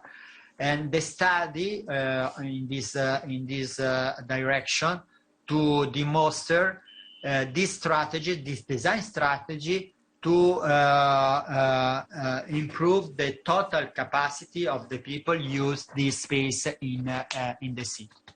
The other very, very big important challenge for the public health, and in particular for the urban health, is the social mixity. This example is a very big parking in the periphery area of Copenhagen, and we transform this parking in new parking with the roof where we go to put the playground, and is a very important design action for Copenhagen, because we have the opportunity to introduce a new activity in this area, in the periphery area, and in the same time is important because to improve the physical activity of the population.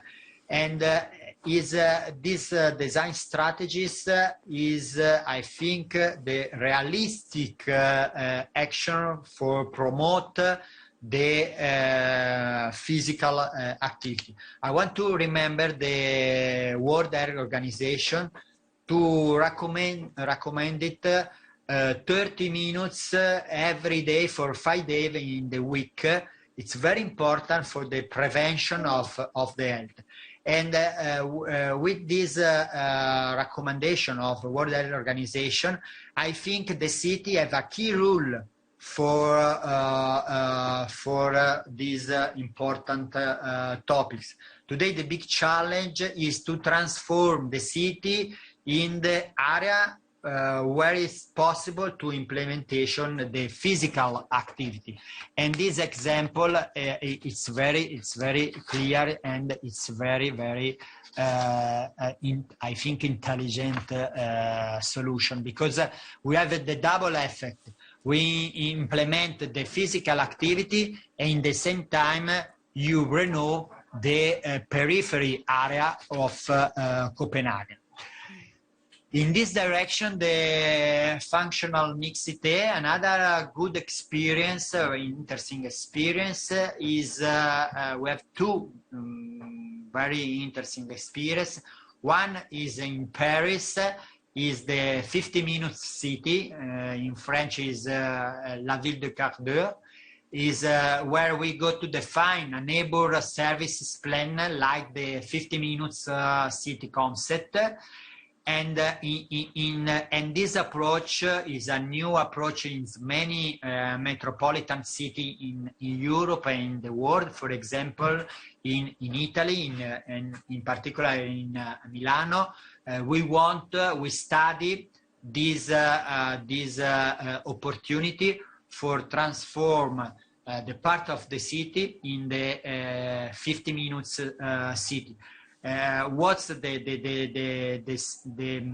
topics? What's the challenge of the 50 minutes city? Is to have many services near the house, and 50 minutes is a proximity service, and 50 minutes for go and 50 minutes for back at home is exactly the time, the 30 minutes, and the 30 minutes is the time recommendation on World Health Organization for the prevention of the chronic disease, and in particular to reduce the sedentary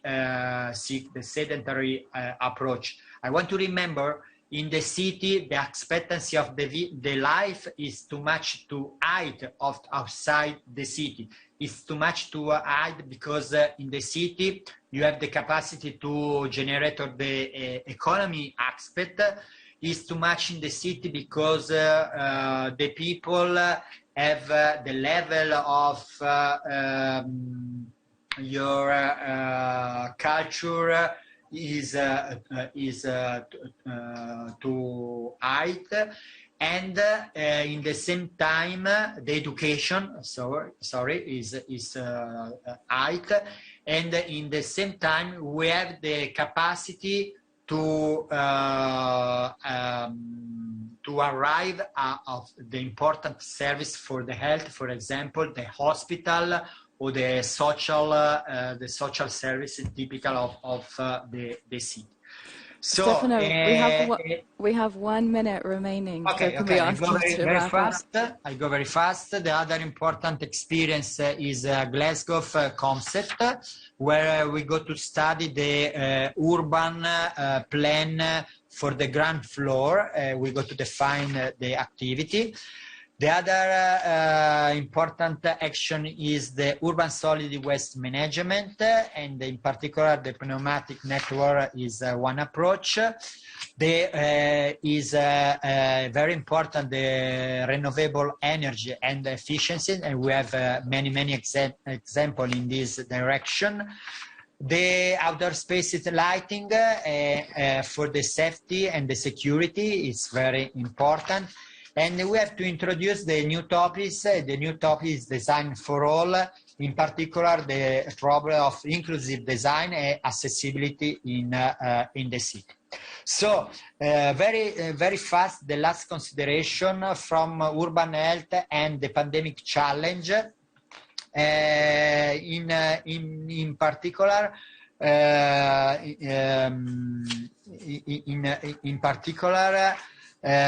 before COVID-19, urban density was considered a positive factor for public health because cities were a place of social, cultural, educational, professional opportunities.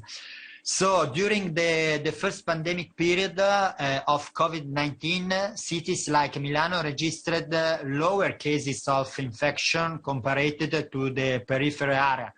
The possible reason is the economic status, or, for example, the lower daily travel in the north neighbor, or with the other possible reason is possible to read in this diapo.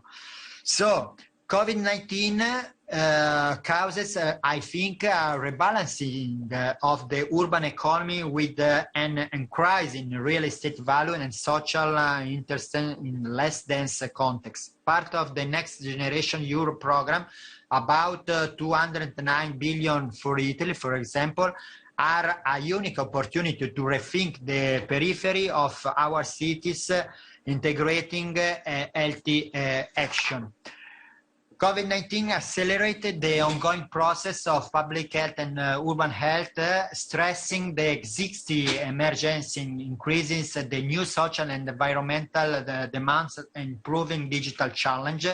With some Italian colleagues in public health, we developed a position paper titled COVID-19 and City and the Color of Public Health Opportunities. The conclusion of the study is a decalogue divided into immediate and medium long-term action capable to promote a COVID-19 proof environment. In particular, I want to underline the last point of the decalogue, the importance of a multidisciplinary approach and introduce the new professional skill of the healthy city manager. And I conclude my presentation with this diagram that stressing the importance of the bringing together knowledge between designer, policymaker, city user, and public health expert. Okay, thank you very much for the attention. Stefano, thank you so much. It was such a beautiful and design-oriented presentation with so many relevant examples for Moscow. In particular, I think the rewilding and urban forest idea and active child-friendly spaces. So we hope to welcome you in the flesh soon, and thank you very much. And thank you for listening. Goodbye. Goodbye. Thank you very much.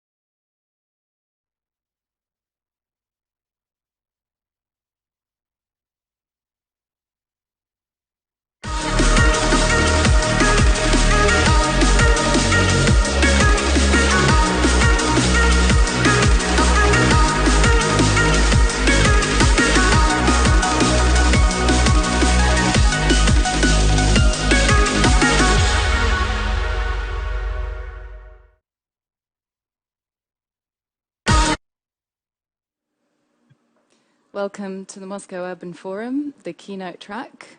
My name is Ksenia Adjube. I'm director of Adjube Scott Whitby Studio. And it's my pleasure today to introduce our speaker, Patrick Schumacher, principal of Zaha Hadid Architects, who is going to speak about the politically smart city. It's a real honor to have Patrick with us today. He joined Zaha Hadid in 1988 and was seminal in developing Zaha Hadid Architects to become a 400-strong global architecture and design brand. Patrick studied philosophy, mathematics, and architecture in both Germany and in London, and he's an academician of the Berlin Academy of Arts. And he's been a partner of Zaha Hadid Architects since 2003 and a co-author on all projects. Patrick won the Royal Institute of British Architects Sterling Prize, the most prestigious prize in architecture, together with Zaha Hadid. And also in 1996, he founded the Design Research Laboratory at the Architectural Association in London, where he continues to teach. He also lectures widely and is recognized as one of the most prominent thinkers and leaders in the field of architecture and parametricism, urbanism and design, and he is widely recognized for his 2-volume book, The Autopieces of Architecture.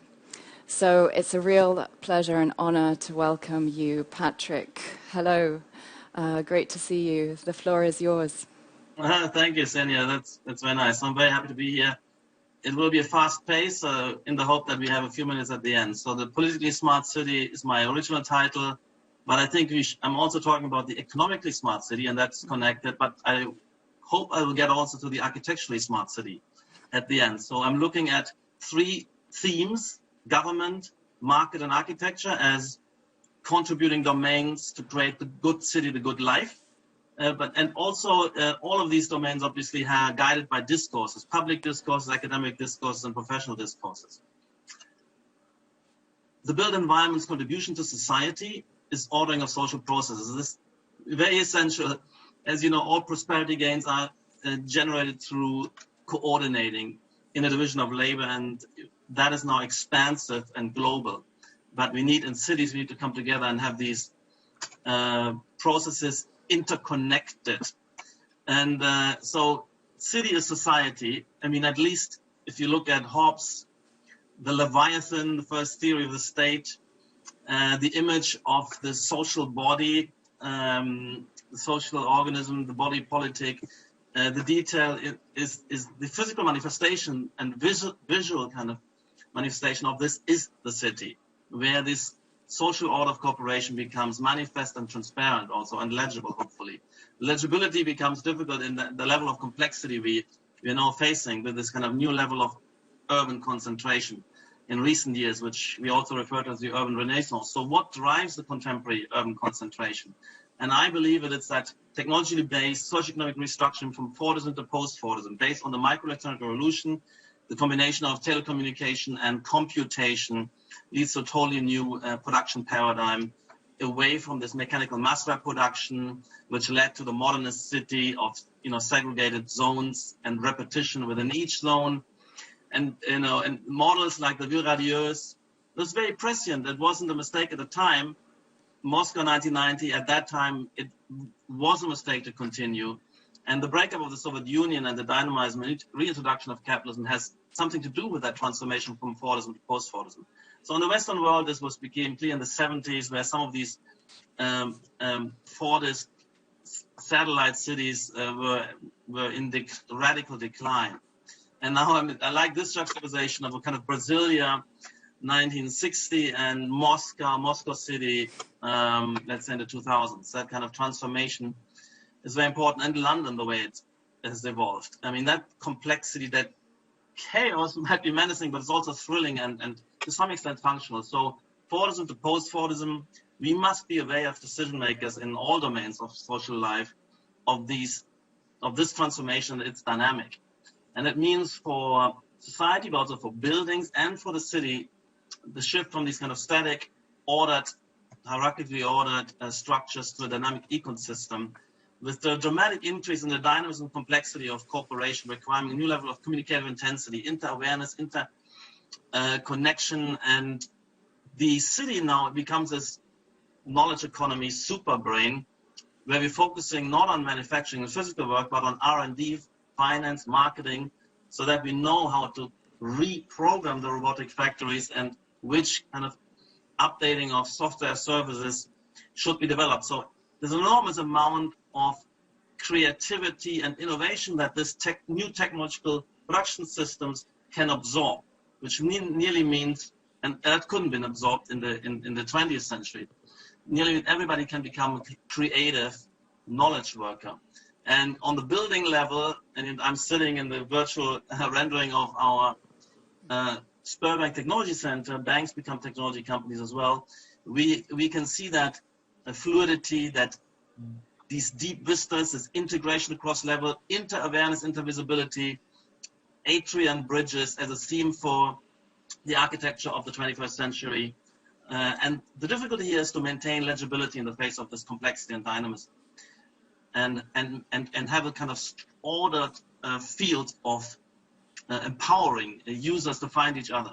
So we also have another building here in Moscow where this is on a smaller scale through a fantastic atrium realized in Moscow. So, but this also operates on the global scale, this kind of network society. So the raison d'etre, therefore, of large-scale urban agglomeration, and we discussed this morning, large scale is really important. These are these network effects, and there's going to be only a few centers which will draw everything into their ambit.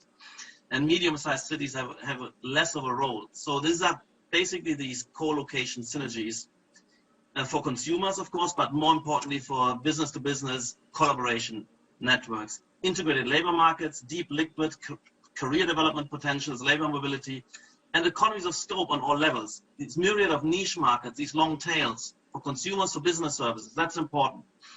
And as we integrate in the World Division of Labor, we have much more scope for specializations in these niches. And Adam Smith already knew how the division of labor depends on the scale of the market. So central urban planning faces an insurmountable complexity barrier with respect to the knowledge problem, in terms of structuring these networks. So that's why there is a challenge to the kind of 20th century planning regimes can no longer continue, and they actually have terminated. So I'm looking at these three, let's say, contributing domains. Government providing primarily legal order, perhaps a little bit more, and we'll come to that. The market actually should take over the land use order. The programmatic rationality of these integrate connections programmatically. And then architecture gives the aesthetic order, which is not only the look and feel, it's actually legibility, orienting, empowering, making transparent, and therefore facilitating the interaction. And these three contributing domains, they together synthesize the good city, and that means the good life, the prosperous life. So I'm going through those three. Government first, rule of law, yes, property rights need to be clearly defined. Infrastructure, yes, very important that because private initiatives, yes, are possible, but they face a transaction cost barrier, and there's maybe also speediness. Defend development, stand firm against all NIMBYism. That's the big risk in a kind of politicized planning process. And then planning itself, I want to call it more forward guidance. Planning is orienting and catalyzing the market-based self-organization. And that's a very kind of subtle game. Now, I'm saying we really have to question how much planning then, and of what kind, would be optimal for prosperity in the future. So, and I think that, of course, this has to be always remain flexible and open, and we have to aim for generating these positive externalities, these spillover effects or synergies, and of course minimize negative externalities, which are also always at play in an urban kind of agglomeration. And my policy recommendation is in a way to stand back and say, hey, we should maybe simultaneously experiment with several regimes, planning regimes, in different districts. And I will come to make a typology of these, and then kind of see where you get buy-in, and also where the results are sustainable and progressive, and then kind of expand those and recede the others. So I've made this proposal. So you have, on the one hand, more traditionally the sponsored orders, which could be either an anticipated order like a master plan, or curated just through a review, but without much of a plan, a one-by-one project review, or rule-based, where you have a lot of covenances. That's one way, and I think it should be far less imposing than previously if it goes down the route. But I think there should also be self-governed order, where land user and land owner associations will set those rules and curate in some kind of not a democracy of residents, but a democracy of developers and landowners who are the expert and in the sense of representing and would represent well the final analysis end user value. And the last one, really a laissez-faire spontaneous order. Let that maybe on certain zones and certain districts to try that as well, because there you have a real discovery process potentially, which you can then learn from when you do your next round of curation. So first one is a more traditional top-down, second one I call meso-level, and then the third one is truly bottom-up. And there should be spaces where this can happen. And so central planning, second one I call private planning, and the third one is no planning, which I think should exist also somewhere. Now, that would be for mayor or for city parliament, the way they could kind of deal with this. But I think there's also, and that's now maybe a radical proposal, maybe that comparative experiment could be run as a competitive market system, taking full advantage of the profit and loss signaling. So the proposal is to privatize planning.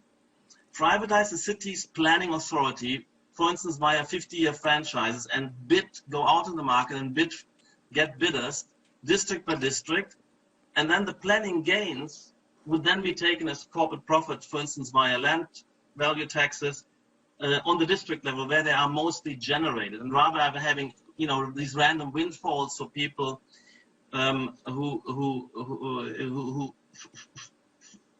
from the planning process. So in this way, we would incentivize and reward an investment and a reinvestment in upgraded planning capacity and planning intelligence. It's a proposal, I think, that would work, because I do believe there is certain collective action and planning in the form of forward guidance that could be offered. But I think it needs to be exposed to the profit and loss signaling, so that the decision maker is actually feeling the material consequence of their decisions. And there is actually, so however radical this sounds, there's a historical example where exactly that happened. That's the great estates. That's the way London was developed in the 18th and 19th century, through these great private estates who would then curate a value proposition through covenants, through a leasehold system, and that would be staying within a family business, these districts, for hundreds of years. Fascinating, and one of the best areas of London were generated like this, whether you have the Bedford Square estate, Bedford Square and Bloomsbury, or you have Grosvenor, the Grosvenor estate with Grosvenor Square, and the areas now of Mayfair, as well as the Cadogan estate with Chelsea and Belgravian, fantastic districts, and they have been evolving. Now the problem is that these states lost their planning powers, and that was taken over by a democratic government, which means largely a freezing up of the development process. So they kind of very little that can kind of additionally be built up in terms of density and in terms of transformation. But there is one lucky accident of history which I want to point to. That's the City of London Corporation, the last enclave of a quasi-private planning, which is totally outside the usual, let's say, municipal democracy setup.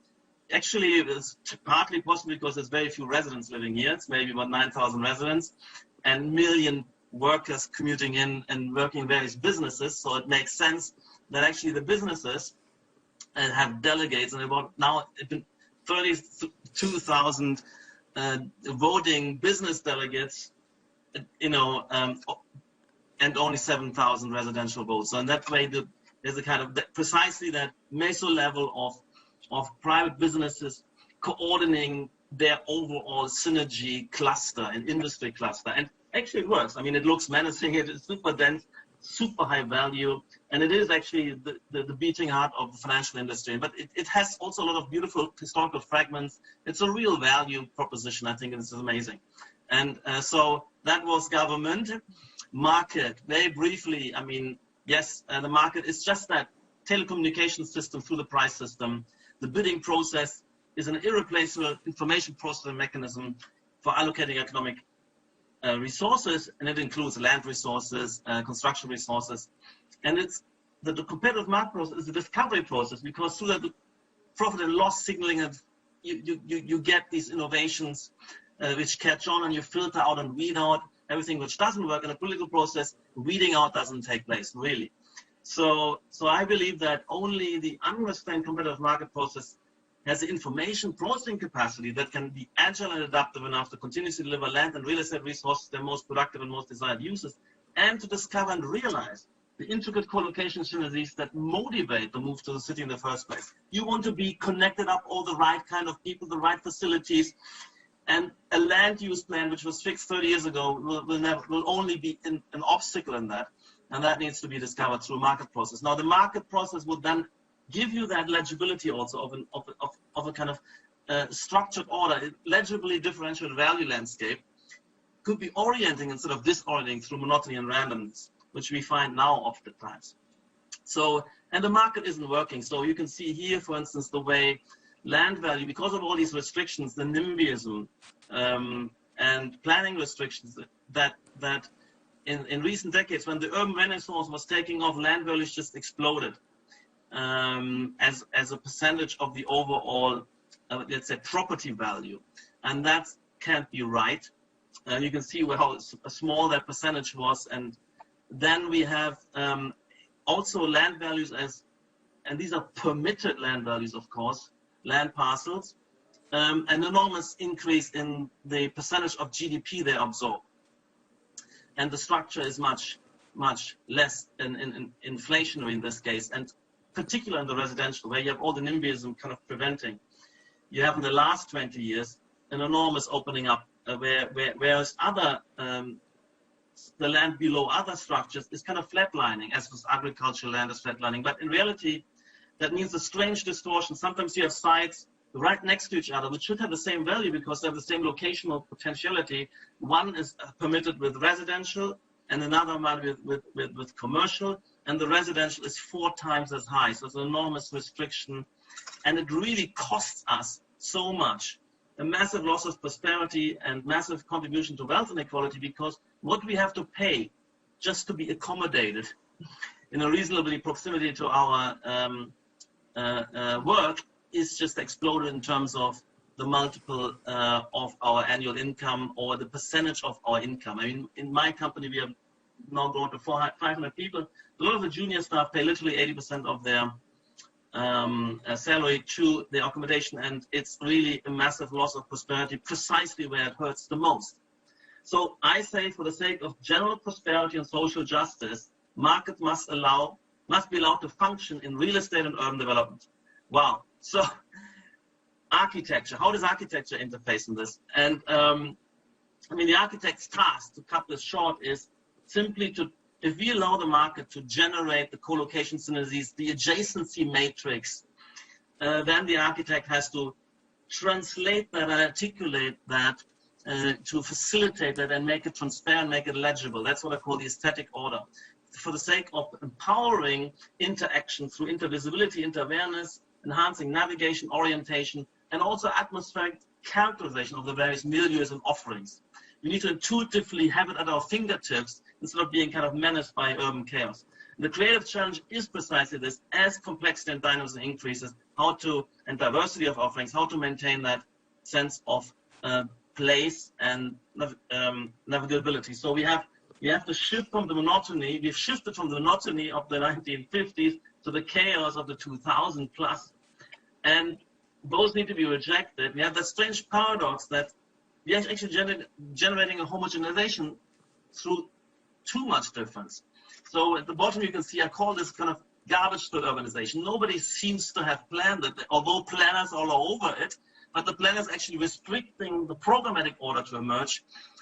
And the architectural discipline isn't able to at the moment to deliver because it's fragmented into various styles, and in the building by building approach is not able to forge a kind of legible, coherent, and complex variegated order. And when I look at rivers and mountains are the only thing which give sense of order, place, and orientation in the city.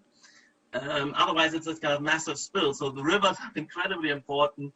Sometimes there's a mountain. If you look at these kind of natural formations, rule-based orders instead of random agglomerations nearly, you have this intricacy of, minor and larger flows. You have a directionality. You have differentiation. I call it complex variegated order, and we tried in our architecture to generate that differentiation, but through gradients and correlations to make that well ordered. So these are kind of district level interventions, master plans we generated in Turkey, in Singapore, in Beijing, in Spain, etc. So, and then in the design research lab at the AA, we generated this kind of parametric urbanism research as well, feeding into this capital pending master plan in Istanbul, etc. So you get a sense that, and also in Moscow, we tried in a smaller scale to generate global urban forms which are intricate, differentiated, but also have a legibility and form to it, rather than amorphous, disorienting mass. And you could kind of follow the style line, and it means something instead of being a kind of white noise chaos. So again, in Moscow, the smart city master plan, where we generated a series of various different sub-districts, and we're building up density. There's porosity of blocks, and the pedestrianization, and building up these layers also with bridges and atria, and having a unity across difference, and having an orienting thing. So we have that in various technology complexes, not whole cities, but larger multi-building complexes. We're doing a lot of those in China, where they're doing a lot of these kind of incubator hubs, these technology districts. And here's one which is called Unicorn Island rather. And we're developing all the buildings, and of course it's a big challenge, many designers, many ideas, to have unity and difference. There's residences, there's various public incubator buildings, there's corporate privates, there's exhibition buildings, and build up strong density in a campus feeling with a lot of green intersection starting to be on site already. So that's where we're going with that. But I'll come to that isn't the model either, because this is maybe you can do a fragment single hand. We need to have multiple authors integrating. When I call it the multi-species ecology, where the discipline, if it follows the paradigm of parametrism, it must be, because everything else is still kind of retro styles from yesteryear. And it has all the potentials of differentiation and correlation, affiliation within it, and stitching up that organic order with a lot of variation, difference, and contingency absorption. So that's the model. The model is a multi-species ecology, where you would have a multi-author urbanism, but each author would have a differentiation and affiliation and resonance responsibilities, where we would critique each other. We need to have not only markets, we need to have discourses, and the field will be guided and self-guided by discourse, and then the test is in the market finally. So we have these projects at DRL, where I have multiple, up to 15, 16 different architects designing fragments, pieces. If you go into detail, they're very different, but they also connect up, and there's a unity of paradigm, a unity of language to some extent, and methodology. So to overcome this, and finally I want to show you the new London we generate in this fashion with the parametric methodologies to have these differentiations, lawful, rule-based, and generate something which has, layeredness, density, articulation, and in different sites connecting up. And I'll just walk you through that. That's the vision. And at the moment, I don't know where we could do that, but it also needs the discipline to come together. And we can put a Zaha Hadid building next to a Chipperfield building, next to a Leon Krier building. Then we could never reach that. So this is where the vision of New London, actually between the city of London, and Canary Wharf, that will be another extension of service sector, finance, and technology, and fintech clusters, building up a high-density world. You can see here with the topic of, a lot of the exoskeleton, freeing up the core to have voids and vistas across line spaces, bridges connecting up. And you can see here that, and this is just done with students with a clear thesis and a methodology going in and generating these fabulous towers. in different materialities: concrete, steel, timber, different forms of structure. And so there is a lot of variation, but there also is a lot of unity and synthesis and integration to get the sense of order and organic, like a jungle, which looks different from a garbage. So some of these kind of open spaces, once you have the circulation running in the columns on the outside. So I'll leave you with these impressions, and maybe we can have a few minutes of interaction, debate while this is running. That's the last image right there. Beautiful, so it is an intensified city of London, but without this menacing kind of collage chaos. Really beautiful projects. Thank you for taking us into the future. Thank you for showing us the future for a moment there.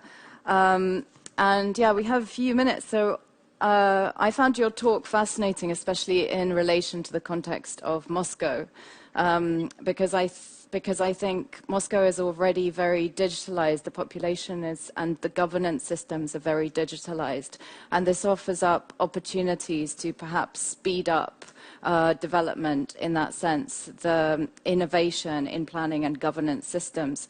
And your proposals are really fascinating. The ones that most jump out at me are the self-governance options and the spontaneous options, but also you just propose that we experiment with planning policy, which strikes me we can do based on the technologies that we already have at our fingertips, that the Moscow city government has at its fingertips, more or less integrated. And I wonder if we would put this into practice and if we would visualize it for the population.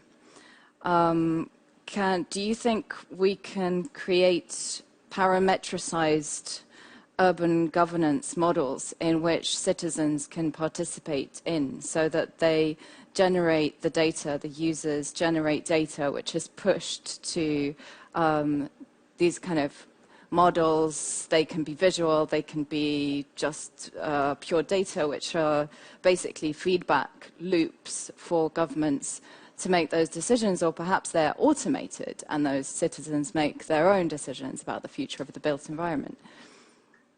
Yeah, absolutely. I mean, that's actually interesting. There's another unit at the AA where my colleague from the office experimenting in forms of participation, and we're using virtual reality models to interact, as well as modularized configurators to have a participatory engagement in building up end users or corporate users, and interacting with the developer in this case, and having this participatory, rather than having a fixed plan to sell, but having a matrix of options to choose from. So you have some kind of market, a discursive process feeding into the result in a participatory way. Now, what I think is important to remember, that I don't think that this participation should just be a kind of voting, non-committal, which is too casual. I mean, I think one needs to have certain thresholds, and maybe voting with an investment, with a down payment. I'm looking a lot recently at let's say the blockchain and the whole cryptocurrency and blockchain world, smart contracts, and the way there a lot of participatory possibilities are. Or it can be built. It can be built into the tax system, in fact. So the smart tax system can somehow integrate into this, so that people understand that they're putting down, cash, and there's going to be a responsibility. And also, of course, you mentioned multi-species ecology and an organic order. So I think we can also potentially integrate multi-species or the protection of vulnerable members of society into this process. Absolutely, and I think that's very important. So when I'm talking about the organizations who will participate in the self-organization process or will take on certain districts, it's not only corporates, it could be NGOs, charities, will be active players, everybody with a particular mandate and resources and an expertise. So I think that's important, that we don't have that the decision makers are invested in rather than having a kind of general casual, in a sense, voting. I mean, what I find problematic in the current municipal democracies around the world, in particular faced in London, is first of all, the participation is very low. Turnout is very low.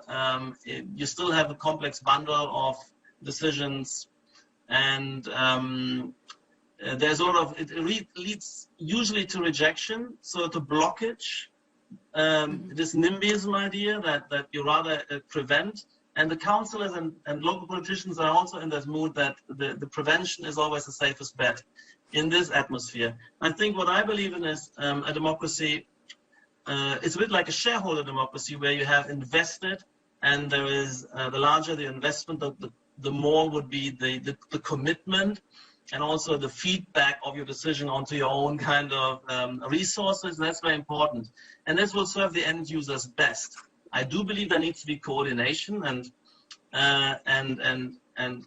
negotiation and democracy, but it would be the democracies of those who've invested, who have resources to properly remain and be informed, have the expertise. I think that's probably most efficient in the end for the general population, for all of us as users, end users and consumers and dwellers in the city. And because the current system is, we have to critically engage it. We can't have a universal franchise for everything as being the default condition, which supposedly delivers everywhere the best outcome. I don't find that. We need to be allowed to critique this. And so there's a new forms of democracy which I'm very interested in, and you were quite right, there's a new facilitation potentials with all the digitalization which we're seeing. This has been form of liquid democracy fascinating of the invested. Yes. Patrick, it's been a fascinating talk and conversation with you. Thank you so much. We've run out of time, unfortunately, although this could go on for a while. So it's been a pleasure and honor to have you, and come to Moscow soon. I will. Thank you. Goodbye. And thanks for listening to our audience. Join us at the next session.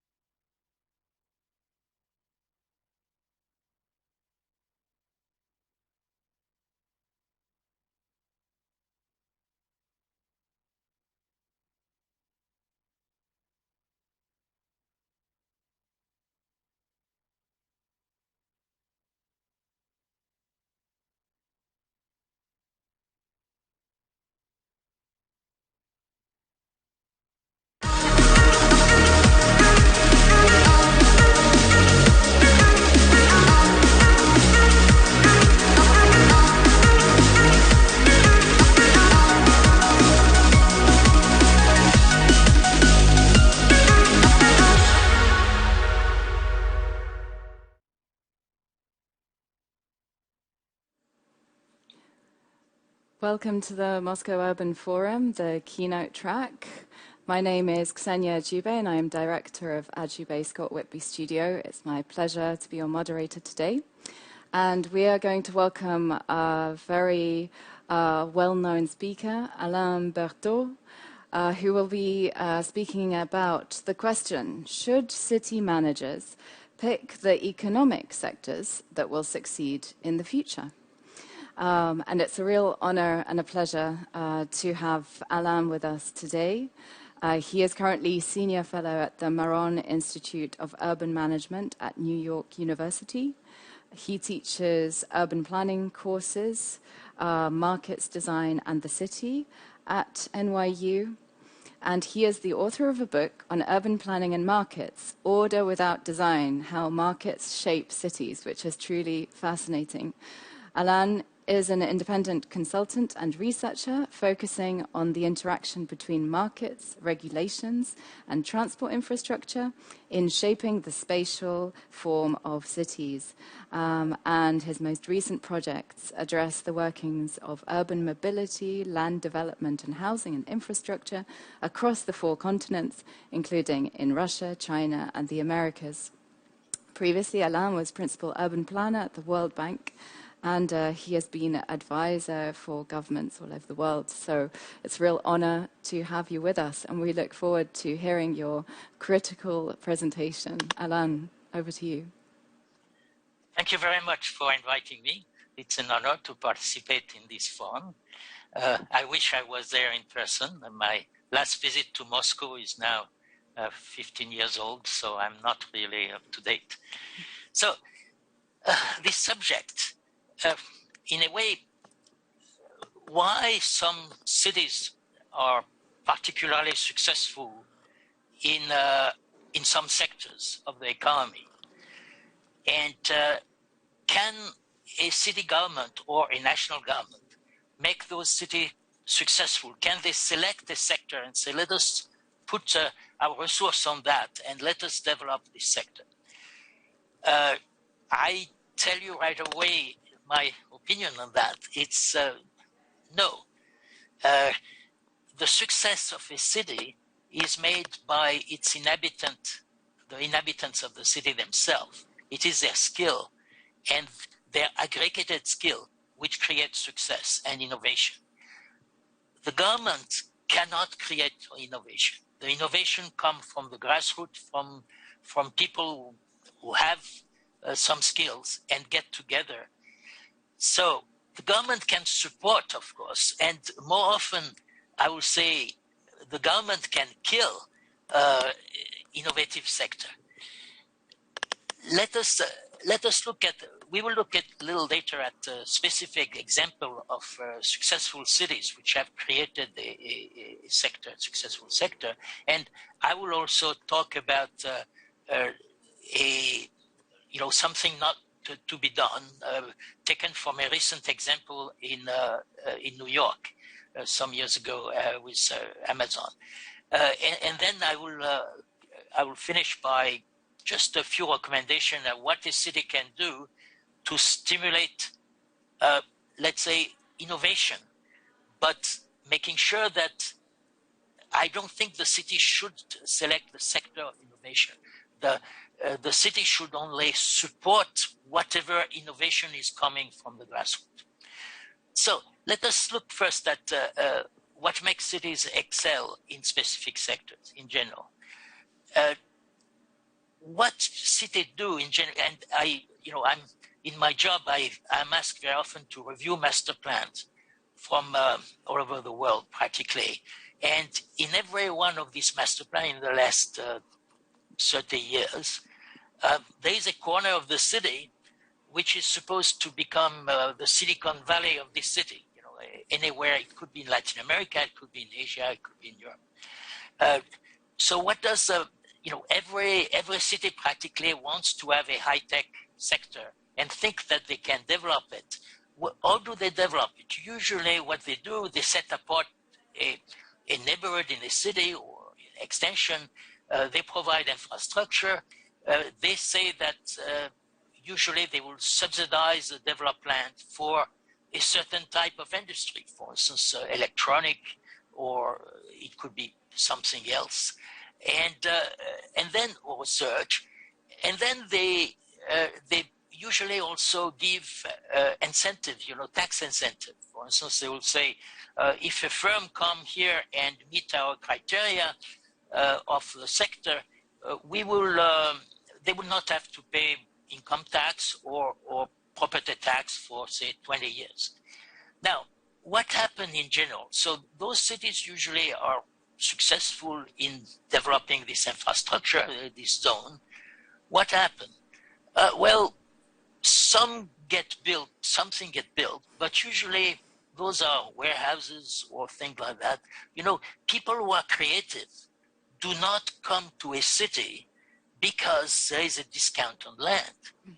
People who are creative come to a city because there are other people in the city which are already interested and very skilled in the field they are interested in. For instance, if you look at the development recently, which during the COVID, there was the vaccination was based on completely new technology, based on DNA.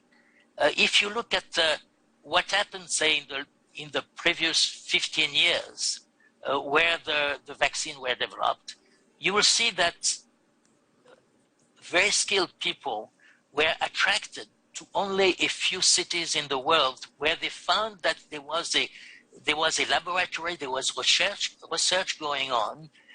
And so what they were attracted by was not the number of laboratory and certainly not the discount on land or taxes. They were attracted by some professor or some researcher or maybe some firms which were extremely skilled in a very narrow area. So again, on this, really, there is a kind of randomness. What a city can do is only to provide the background, so provide education, and in particular, by the way, one thing which is very important, and I think we will see that in everywhere when you have very specialized research. Like, for instance, we found that in Singapore or in California or in Texas.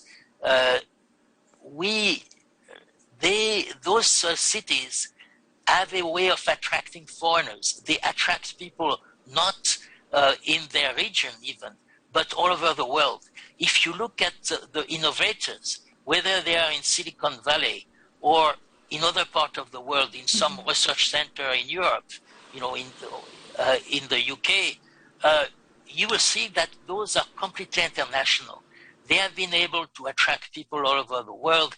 That means too that they can get easily a visa to come here and work there. So this, if you want to really develop, let's say, cities that are innovative, in my opinion, you should not select the area of innovation. You should only provide a very easy, very free movement of people within the city. And of course, it will help enormously if you have excellent universities and possibly research centers, which can do maybe even theoretical research, which are then certainly subsidized by the government. But I think that your goal should be to attract innovative people, not to attract innovative people in one area or another. So let us look now very quickly to in a way, illustrate that by some example. The most obvious one is, of course, Silicon Valley. Silicon Valley was developed in a residential area in south of San Francisco. It spanned across about 20 municipalities. And you know that in the United States, the land use and local taxation is entirely done at the local level. The state and certainly the federal government has nothing to do with it. So here we have a group of people who, some of them, of course, coming from the university San Francisco, Stanford and Berkeley, start getting out of university. They had ideas, and they start in a garage to create certain things. And Silicon Valley really came out of that. What is interesting is that next to Stanford was a Xerox laboratory. We're doing research, but a lot of research was done there. Some ideas were developed in this big laboratory, but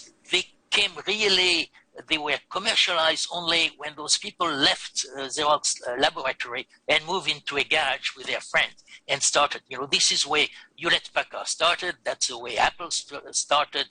Practically every high-tech firm started not in a special area, but around people who had the same interest. Now, let us look at another example. For instance, New York Broadway theaters. In New York, one of the area, it's an economic area, is Broadway show, music and theater. How did that come about? It didn't come because the government had said, or the municipality at certain times say, let us build theater, or let us give a discount to theater builders. It came because there was an enormous influx of immigrants during First World War, after the First World War, between the two wars, and after the Second World War. Those immigrants were coming from all over Europe, from Russia to Germany, Holland, UK, and each of them with tradition in music, very strong tradition in music, coming together in the city of New York as immigrants. They came up with this fantastic innovation of Broadway, which became then a sector of the New York economy, together with finance and other, and high tech too. But say Broadway is a very, very important sector, which was, by the way, dramatically impacted by the COVID. So I could go on like that. On example, for instance, Paris, between 1850 and 1914, practically up to the First World War, was a center of art, and artists, it was a very important, I think, sector of the economy. Again, here, what characterized Paris there at the time was a free movement of people. A lot of people came to Paris, and they came to Paris because there were already a number of artists. Many of those artists were foreigners, they were not necessarily French. The government, at the beginning at least, or most of the time, encouraged the wrong type of art. It's well known. For instance, the Impressionists were always rejected by government institutions, who were patrons of the art, but they were patronizing the wrong art. So you see, again, there's this spontaneous invention, which come not from, a decision by the government to consecrate investment in this area, but just by freedom and aggregation of people with skills. So I could go on like that. For instance, I had an example some years ago when I was working in China on a new development in a city which was rather remote in the western part of China, and they had already an industry. They had a large factory making flat screen for computers, and they wanted to develop it further. And they realized that because they were a bit far away, they had a difficulty, recruiting engineers, top engineers and scientists in this area. So instead of, again, saying, well, we are going to give a discount to any factory who will come here, or we are going to give a tax incentive, the mayor of the city went around the area where there were most engineers, like Shanghai or Beijing or Shenzhen, and he asked them, what will make you come to my city and to work? And they say, we want a good environment without any pollution, because in Shanghai and Beijing we have a lot of pollution, and we want excellent school for our children. We are not going to move to a city with a mediocre school, including, by the way, primary school. By the way, we're not talking about university. So the mayor did just that. in a few years, it did just that, and indeed, the city then became a center for innovation in flat screen. So it's a relatively small area of high tech, but for a city of, at the time it was 700,000 people, it was quite a success. So I could go on again with the Hong Kong finance industry. Hong Kong finance industry came about because of the rule of law of Hong Kong and the relative freedom of people, to foreigners, to come and work in Hong Kong.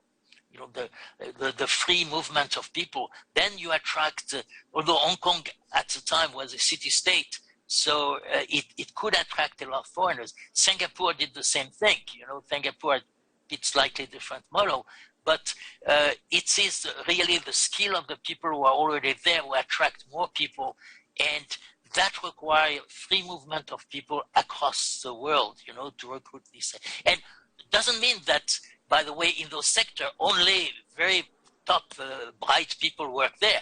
As soon as you have, say, 20 top scientists in one area, say biology, it will, of course, attract a lot of people who are just working in laboratory and doing very routine job, including, by the way, cleaning the laboratory or doing things like that. So, you know, the sector itself is represented by a small group of extremely skilled people who can be recruited worldwide, but the sector itself represents, of course, a much larger number of people. So, so that's where the success story. What not to do? So my example is from New York. Some years ago, Amazon announced that they were going to have a new headquarters somewhere in the United States, but outside from their current headquarters, you know, in the Northwest. And so every city tried to give them a package, you know, of incentives, usually tax, free land, all sorts of things. And as an urban planner, I was very dubious about this. I was pretty sure that Amazon knew exactly in advance where they wanted to move, because again, they wanted to move when there was already a large number of high-tech workers. And that was, you know, there was a choice really of 3 or 4 cities. Eventually, they made a deal with New York and Washington, D.C. I mean, North Virginia, which is basically a suburb of Washington, D.C. And in New York, it badly backfired because the city was giving them, you know, incentive in the form of subsidy in land and taxes. So here we have the richest company, the richest firm in the United States, getting a discount on tax to come to New York. There was then a citizen revolt saying, why don't you fix the subway or the school in New York with this money rather than subsidize the richest firm, you know, the highest capitalized firm in, I guess, in the world. And then it created so much badwill that Amazon then say, okay, we are not going to come to New York. So everybody has lost in that. The New Yorker have lost a very interesting job, and Amazon has lost, although Amazon now is coming back without too much noise and buying some of his building were there, and eventually they, without saying anything, they will indeed come to New York. But you see here, the mistake was to try to attract innovation through subsidies. You attract innovation through freedom of movement. And if you want to subsidize something, subsidize universities, subsidize schools, so you have a core workforce which is very educated. So this is basically my recommendation. I will maybe summarize then what city can do. First, I think nowadays the environment is very important. Polluted cities have much less chance than non-polluted cities, which is quite a challenge, I think, for large cities, and also depending on the topography, for instance. You know, for instance, a city like Los Angeles is typically more polluted than than San Francisco or New York because of the topography. So but they can still do something about it. I think that schools are extremely important, not only universities, but even primary schools. People who want to move, the top people who want to move to a city, usually are concerned also about their children. And if they are intellectuals, it's likely that they would like their children to have a good education. So they are not going to move to cities where the schools are mediocre. Then intellectual freedom, obviously. Intellectual freedom, but also be open to foreigners on short visa, on work visa, or things like that. During the 4 Trump years, I think that high-tech in the US suffered enormously because of the difficulties of getting visa. Even among my students at NYU, I had a very bright student who were, normally would have stayed in New York and would have contributed to the high-tech industry in New York, and they were obliged to leave because of the difficulties of getting a visa. Now, making difficulties in giving visa to a student who has completed brilliantly its PhD, and do brilliant research is an absurdity. So, and then land use flexibility. You don't know where those people will establish their research when sometimes they start with small outfit, they cannot spend too much on real estate. So it should be, if there is a lot of flexibility in land use, that means that if you are in high tech, but you tinker only with certain things in a lab, don't put everybody in a big industrial zone. Let them even establish themselves in the back of a garage. And I think that this flexibility will help.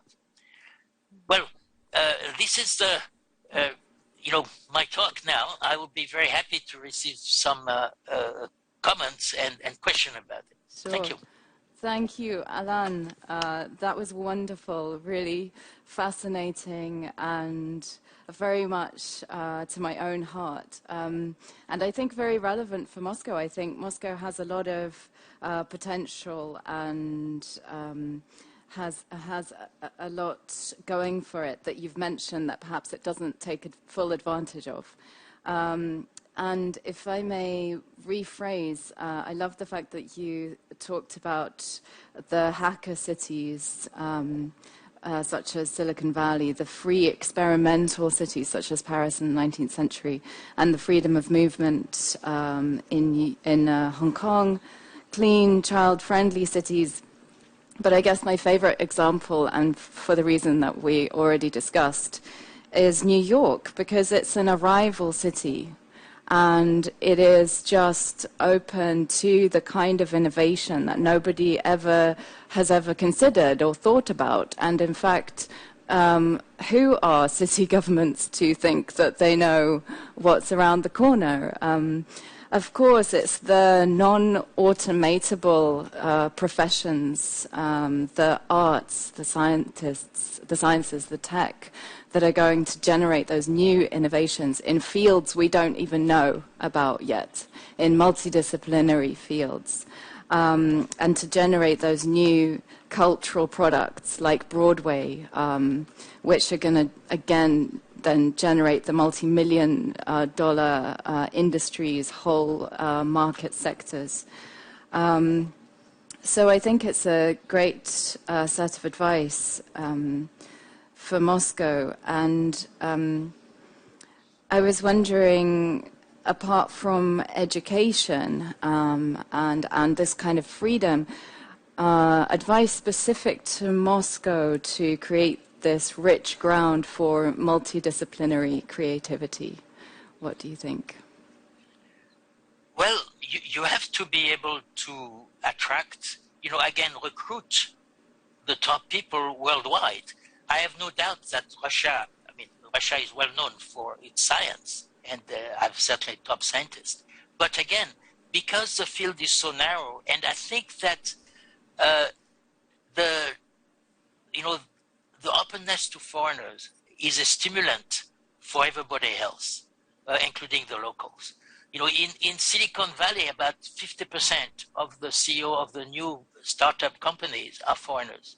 And it's not that because, there is not enough potential CEO in the US, is that those foreigners, because they were transplanted, maybe had more innovative ideas. So I think that in the case of Moscow, the possibility of coming and working there as a foreigner will be a big incentive. And Moscow also offer, I think, I no doubt that the schools are pretty good, but it offers also, I think, a cultural background which is extremely attractive. Well, that will be true of St. Petersburg, of course. Extremely attractive for foreigners, even if their field that has nothing to do with the art. So that's, I think, is. So an openness to the kind of innovation that migrants can bring, because migrants tend to work harder. They attribute more importance to the education of their children, and they are kind of they work towards social and economic mobility. They really fight very hard for that. Right, yes. And so, but say, yes, last year I was, and just before the COVID, I was invited to give a talk at the university in Moscow, and just to get a visa for this, 3 days. I think I was going to say 3 or 4 days. It was a lot of work. It was very, very difficult, and that's really discouraged. Movement of people and innovation. So I don't want to, your government may have a reason for being, very, let's say, a little difficult on visa. The United States, by the way, is not free of that either. But I think that this is an area that has to be considered. Again, if you want this innovation coming worldwide. Yeah, and I think that's very important because diversity supports resilience. Right. And at the end of this pandemic shows that we need more resilient cities and more resilient built environments, more resilient economies. And I think every government, of course, has its alliances, and those alliances may change, but also Russia is very multicultural in its own right. So I think there's great potential, and there's great cultural richness which can be taken advantage of. Yes, that's indeniably, yes. Fantastic. Well, it's been such a pleasure speaking with you about these very relevant themes, and we look forward to welcoming you in Moscow in person next time, we hope. And I hope so too. Discussing some of these themes further and in more practical terms. Certainly. Okay. Thank you very much, Alan. It's been an honor to have you, and thank you very much all for watching. We'll see you at the next session. Goodbye. Thank you. Goodbye. Goodbye.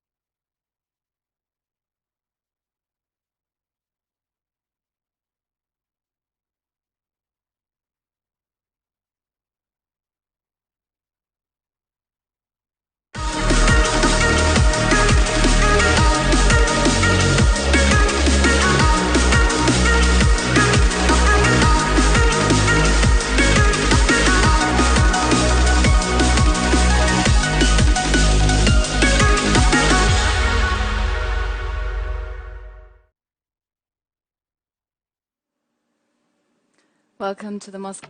Добро пожаловать на... It's my pleasure to welcome you to the evening keynote speech. We're honored to have Carolyn Steele with us, best-selling author, and she will be talking about Citopia, transforming cities through food. My name is Ksenia Jube, and I'm director of Adjube Scott Whitby Studio, and I will be moderating this session. Now, please submit your questions. We're looking for questions from the audience. You can do so just underneath the video. We will pose them to Carolyn after her talk. It's a pleasure to introduce Carolyn Steele, is a leading thinker on food and cities, an architect and academic based in London. She's the author of 2 best-selling books, Hungry City, How Food Shapes Our Lives, and more recently, Citopia, How Food Can Save the World, published in 2020. And these books have received non-fiction awards. They've been incredibly influential worldwide on designers, urban governments, thinkers, farmers. Her concept of Citopia, or food place, from the Greek sitos, food, and topos, place, has been incredibly influential, also in fields of ecology, academia, and the arts. Carolyn studied architecture at Cambridge University and subsequently taught there. She's taught at London Metropolitan, Wageningen Universities, and at London School of Economics. And she is the inaugural studio director of the Cities programme. She is also director of Kilburn Nightingale Architects in London and collaborates with cities and institutions across the world. We're incredibly lucky and honoured to have Carolyn speak this evening because she's been called a 21st century visionary and has presented these ideas extensively. So we really look forward to hearing your presentation, Carolyn, and perhaps discussing it further afterwards. The floor is yours. Thank you. Thank you very much indeed, Xenia. It's a great pleasure to join you in Moscow. Thank you so much for inviting me. Yes, I'm beginning with a slightly kind of dramatic-looking slide. We live in perilous times, as I don't have to tell you, and we face ecological challenges of unprecedented proportions, everything from climate change to the global pandemic that's currently making our lives incredibly difficult. So the question of how can we deal with all of these issues without basically losing our minds, because they're also enormous, clearly arises. And I would like to propose to you that we can do this through food. This is the book that Xenia kindly mentioned in her introduction. It came out actually last year in the same week that the pandemic was declared, which was slightly weird timing. But interestingly, in it, I talk about how pandemics are likely because we have a sort of a very out-of-kilter relationship with food. And indeed, while writing the book, I was looking at all of these different issues that we face, as I say, and saying, well, they can all be connected by food because we live in a world shaped by food. And again, as Xenia briefly mentioned in her introduction, this is a word I invented about 15 years ago, Citopia. It just means food place, from the Greek sitos for food and topos for place. And it's a kind of food-based alternative to utopia. In other words, we live in a world shaped by food, but we don't value food, and that means we live in a bad Citopia. And I'm actually going to show you a slightly embarrassing drawing, which is a kind of slightly posher version of the drawing that I did, out of which the book came. And again, the original drawing I did about 10 years ago now. But I was trying to work out where food sits in our world. And of course, we all eat, so we all know what it is to sit down at the table and eat a delicious plate of food. And of course, in that act of sharing, we sort of bond with each other, we sort of define who we are in a group, in a family, and so on. And often somebody else has cooked the food for us. So there's a figure over here, it might be our mum or our dad, it could just be anybody, but food has been cooked for us, so we're being nurtured and cared for. And, you know, if you're lucky, that we're sort of we're grateful for this, and there's some kind of reception and gratitude going the other way. And this really becomes, by definition, the sort of the space of where we feel we belong, the space of the home. But then, of course, the food didn't come from our home usually. It often came from somewhere else. So where was that place? And I just call this place loosely the market, of course. It's often not a sort of cozy little market with people you can talk to anymore. It could just be a sort of, if you like, the economic system, or it could be a supermarket or whatever. But of course, the cook got their food from the market. So again, we have another exchange system going here of money, of trust, of connection, and that really becomes the primary space of the economy. And then there's a question of where the market sits, and that, of course, sits in the city. Where does the city sit? In the countryside. Where does the countryside sit? Well, in a place we kind of loosely call nature, although, of course, all of this sits within nature, actually. And where does all that sit? Well, we live on a big rotating planet, so it belongs in the universe. And, of course, this brings in the element of seasons and time and so on. And if you turn this drawing on its side, that actually is the structure of my book. It goes from food to the body, the home, society, city and country, nature and time. Those are the chapters in my book. Now, as I say, we live in this incredibly complex, interconnected world. But without food, it simply wouldn't exist, and we wouldn't exist because we have to eat in order to live. So it's quite interesting that we've forgotten the true value of food. Of course, historically, this wasn't the case. In the past, people were much more aware of the importance of food, partly because actually it was a lot harder for the average person to get hold of any. And it's quite interesting to me. I mean, this is actually my favourite image of what I call Citopia, which is a kind of idealised, in a way, food-based world. And some of you might know this image. It's Ambrogio Lorenzetti's Allegory of the Effects of Good Government, painted in the 14th century. It actually sits on one wall of the town hall in Siena, a beautiful room where you actually look out onto a landscape that still looks very much like the one in this image, which has been, if you like, sort of modified in order to feed the city. So it's got olive groves, it's got fields, it's got vineyards and so on. And coming through this very sort of dominant feature of the city wall through the gate is all of these creatures who you actually see are also to do with food. So you've got asses bringing in grain on their backs, you've got a pig walking into market, you've got hunters leaving, and then inside the city as well, flocks of sheep wandering around, a woman with a basket of eggs on her head or carrying a chicken. So what you see, what this image is really telling you is that the allegory of the effects of good government, which is an important thing to remember, this is actually about politics, is to maintain this incredibly fruitful, powerful relationship between the city and the countryside, and to keep them in balance. And it's a very unusual image because it does, as it were, you know, give the countryside equal billing to the city. Of course, as we know today, you can't generally look out of your window and see the landscape that feeds you. It's often many hundreds or even thousands of miles away. And of course, you know, the balance between the city and the countryside is no longer one of harmony in the same way that it was in that image of the 14th century Italian city-state. So many of us now live in cities, and we're very sort of distanced, both mentally and physically, from the landscapes that feed us. And I call this the urban paradox. And the urban paradox is really the idea that even though most of us now live in cities globally and we think of ourselves as urban and talk of ourselves as urban, we're still animals and we still need food, and that food comes from somewhere else. So I think there's a very strong argument to say that actually, in a more profound sense, we still dwell in a place you might call the countryside, or the productive hinterland that we can't see. Now, actually, this is not a new idea. Both Plato and Aristotle, that's actually Aristotle you're looking at there, they were probably the first people in the world kind of worry directly about how the question of how you feed a city. And I love this term that Aristotle came up with. He called us political animals, humans.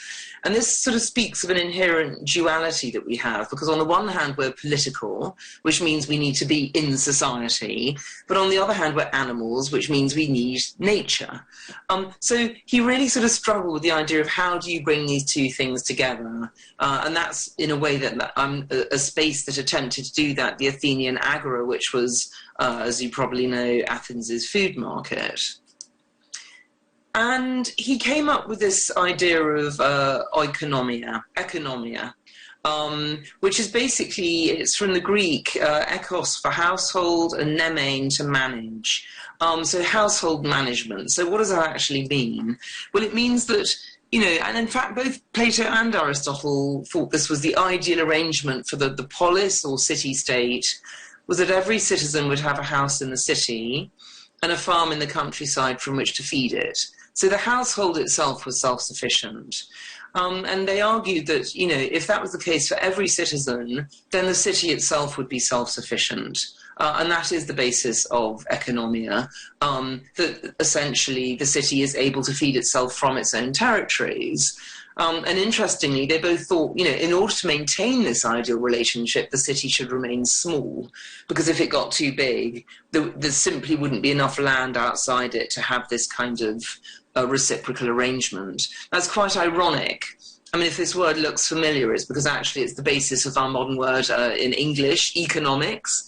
And of course, you know, modern economics are, might say, almost the exact opposite of this, because instead of trying to maintain a balance between the city and the country, the city has kind of exploited the countryside to within an inch of its life.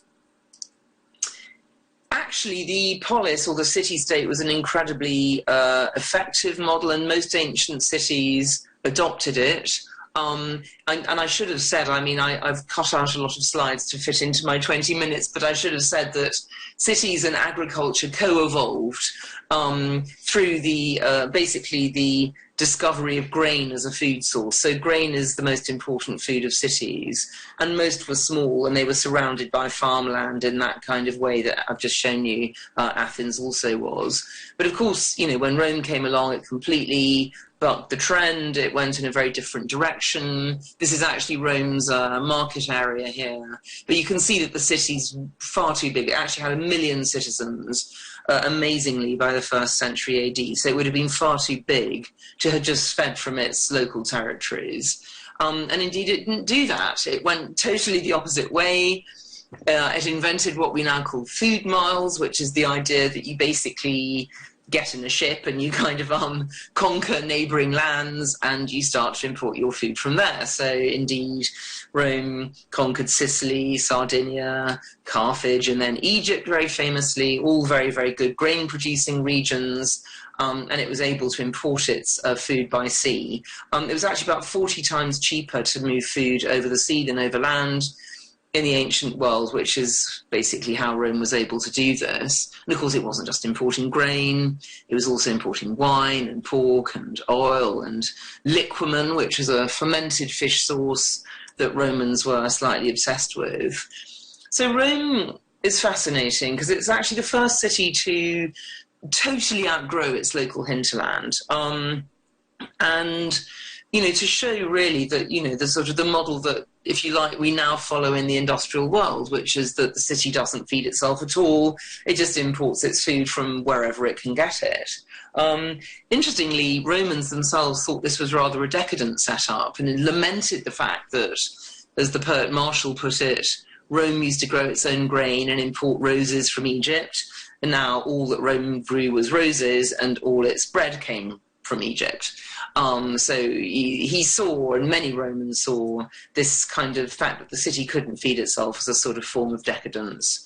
And of course, the bigger picture was that actually these bread baskets, having been mercilessly sort of having all the nutrients sucked out of them for several hundred years, they began to fail. And in fact, the empire, which grew actually, grew bigger and bigger, partly being driven by this need to constantly find new territories that could feed the city, eventually collapsed on itself. Now, I've put in, I'm not an expert on Rome's foodways by any means whatsoever, but I just found this map and I thought it was, sorry, Moscow's, I mean, not Rome's. I know quite a lot about Rome. But Moscow, I just found this map and I just found it absolutely fascinating because as you can see, the city wall is out here. You know, the central city is here, and then there's this basically protected food-producing regions within the city.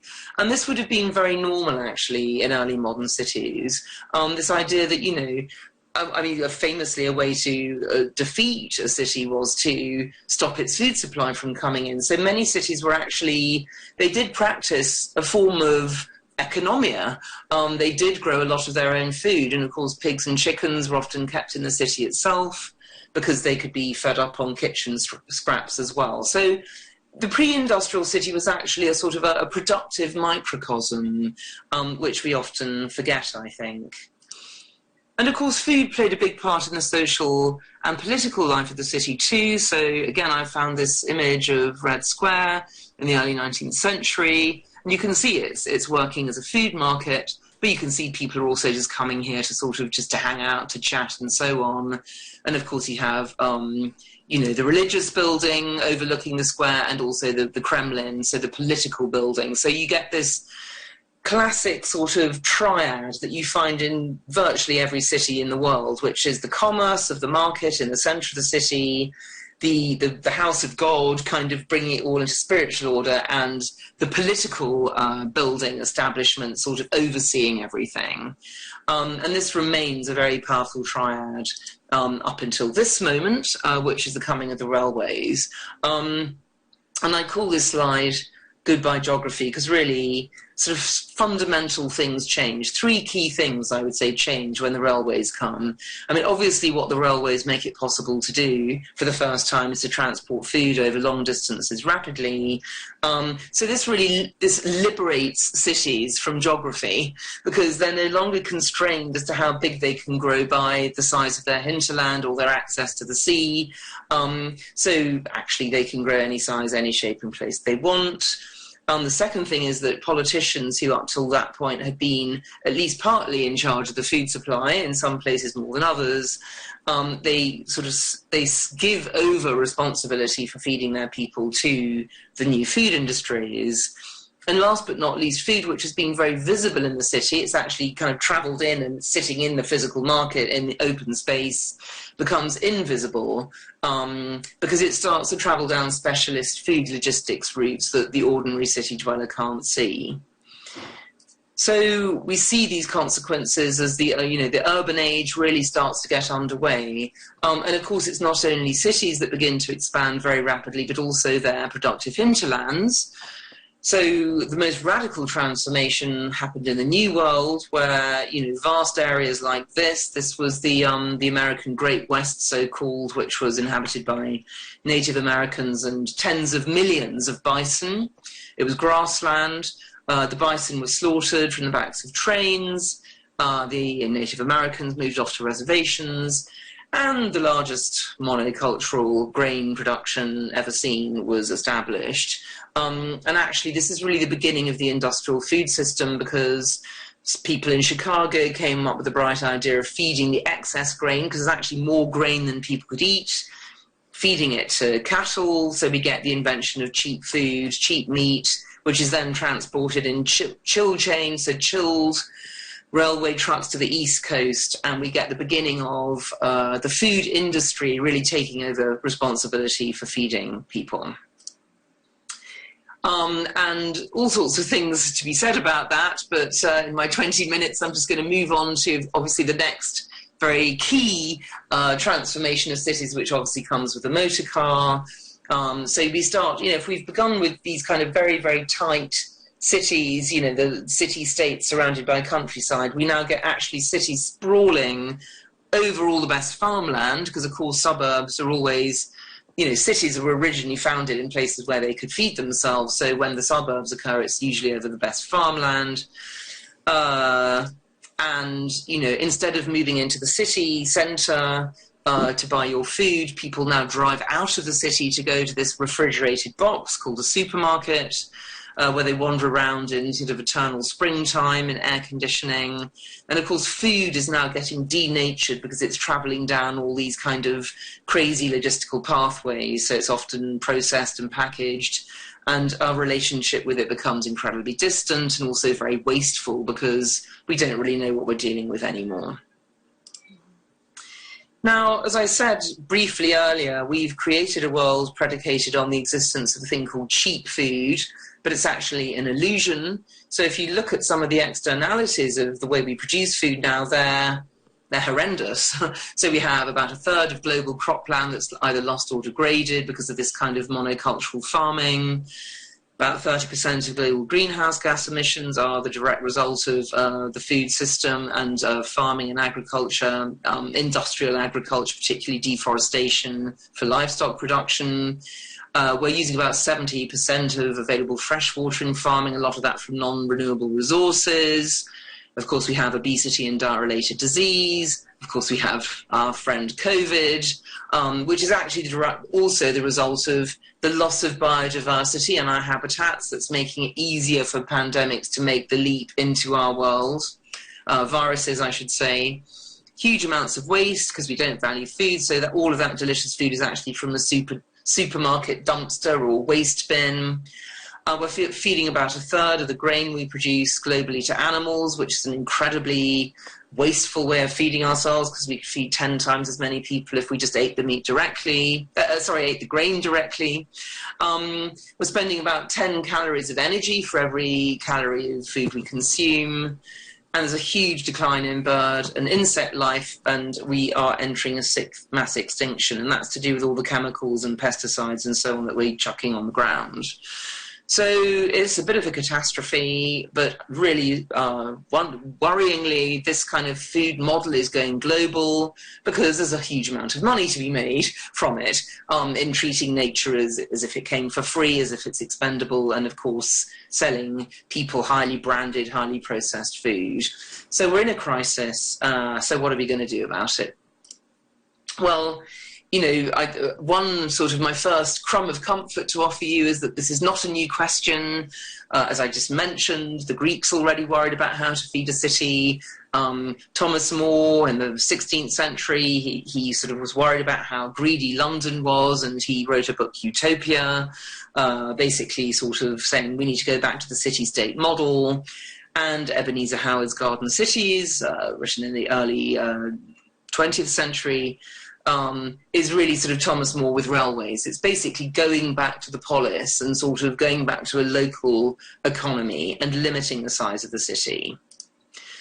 And of course, you know, the question here is really, what is a good life? How do we want to live? So I think what I've discovered after nearly 20 years of trying to see the world through the lens of food is that you can't disassociate the question of how to eat with the question of how to live. They're really two halves of the same question. They're like this. So, you know, we have choices. If we are going to eat meat, are we going to allow cows to eat grass, which is basically what they evolved to do, and this is why we co-evolved with them, by the way, or are we going to feed them grain? That's a so-called concentrated animal feeding operation, which is where hundreds of thousands of cattle are gathered together and they're fed on grain and they're pumped full of antibiotics because actually eating grain makes them sick. Do we walk into the centre of a city and meet people anymore? So do we sort of rejuvenate that sort of the ancient society of the market? Or do we leave the city in the name of convenience, or indeed just dial up a curry on our phone and do in the morning, or from Deliveroo or someone? Do we sit around a table and enjoy the company of one another, as indeed as we evolved as a species to do? You know, we learnt how to speak and how to share through the shared meal, or are we too busy to eat? So again, my favourite pre-pandemic statistic was that 1 in 5 meals in America was being eaten in a car. So which of these relationships with food do we think is actually bringing us a better life? Now, of course, COVID's thrown a whole other set of issues at us, you know, which all relate directly into the sorts of questions I've just been asking. This was India during the first lockdown, 47 million Indians who were actually working in cities that wasn't their real home. Their real home was back in the village. So there was this mass migration, which is, you know, sort of hundreds of people died on it because the government did nothing to help them get back home. So there was a sort of real imbalance there that was exposed. Of course, all over Europe, we're seeing the closure of shops. I mean, this is particularly in the UK, actually, because we're obsessed with buying things online anyway, and COVID's just exaggerated that. You know, there's this question of working from home. Is that going to be part of the future, and is it really good for us or not? And, of course, the unemployment that COVID is inevitably going to bring. So all of these additional questions we have to answer now. To me, food is the answer, because I think food is what brings the two necessary sides of our lives together. So society, on the one hand, food connects us. It is the thing that brings us together and through which we evolve to sort of collaborate and work together as a society. And on the other hand, you know, nature, because of course food is our direct connection to the natural world. So as I said, I mean, the market, or what it represents, the exchange and the sharing of food, to me really is the sort of the core of where this good life that we can live in future that is less damaging to the planet might come from. Of course, it means valuing food, and it's very ironic that it's often in a crisis that people do that. So this is London in the Second World War. This is Cuba after the fall of the Soviet Union, when it had to start to feed itself, having relied previously on the Soviet Union for its food. This is Detroit after the motor cars left, and people in all three cases started growing food again, but not only growing food, but sharing food and building up new social networks through it. So it's a kind of rejoining or reconnection of the producers and the consumers, only sometimes because they become the same person. But, you know, this was a study that was done of 6 countries in Europe, and basically they found that all the farmers and all the consumers in that country, their relationship was controlled monopolistically, really, by just 110 supermarket buyers. So really, I believe we need to move to a system that looks more like this, where the producers and the consumers join one another directly. Yes, supermarkets will still exist, but their power will be reduced. So what does that look like? Well, I mean, as I keep saying, food brings us together in so many ways that we might even overlook because it's so natural to us. So everything from that family meal to markets and cities, to farmers' cooperatives, to places where we might go out and eat, but actually are run by small-scale family businesses. And of course, with nature, I mean, I think it's very clear that we can't keep on farming in the way that we do because it's destroying the planet. Luckily, there are many very wonderful and exciting examples of how we can farm better with nature. Everything from not tilling the soil, working with the soil and working with complexity and natural ecosystems that do include animals, by the way, such as mob grazing. And of course, bringing food, which I guess is the thing that's most directly related to the topic of the Urban Forum right now. Sort of how can we bring food back to the centre of our planning and our thinking? So I actually find the Russian dacha an incredibly inspiring model, because it is actually, I mean, I read somewhere recently that 40% of the food in Russia is produced by people themselves in dachas, which staggered me, actually. But it's a wonderful model. I love it. And it brings society and nature together and re-establishes a kind of very positive relationship to the inner city and its countryside. But it's also incorporating food in governance, as they've done in Toronto. It's looking at the inherent productivity of a city region. It's protecting infrastructure, vital infrastructure like local abattoirs, making space for food in the city, for example, through farmers' markets. And of course, you know, if we value food, all of these things generate wonderful spaces, wonderful jobs. You know, it sort of becomes, the fact that we've got to eat becomes a kind of a positive feedback loop rather than a negative one. Carolyn, we have 1 minute remaining, if you'd like. Okay. And then, so what I'm really talking about is creating landscapes for human and non-human flourishing. And here's some examples: urban farming in New York, incorporating food in new city plans, and urban food centres as in Antwerp. So that's it. If you want to know more about why we should value food, that's my book. And I really believe by valuing food, we can build a better world. thank you very much for listening. Wow, thank you. That was absolutely wonderful. And is the book translated into Russian yet, or do we have to do that? I think the organisers, in fact, of the forum are planning to bring it out in Russian, which is very exciting. Amazing. Well, we really look forward to offering it to the Russian-speaking audience. I loved your talk. Thank you so much. So much relevance, I think, for Moscow and this idea of the potential of the crisis and these awful ecological crises that also will be faced by northern ecosystems and really vast changes to northern ecosystems, such as in Russia, that perhaps will force, as you say, a rethinking of our relationship with food and these new practices of agroforestry and forest gardens, which I think are very fitting to Russian culture and the way that nature is viewed, actually, so would come very naturally.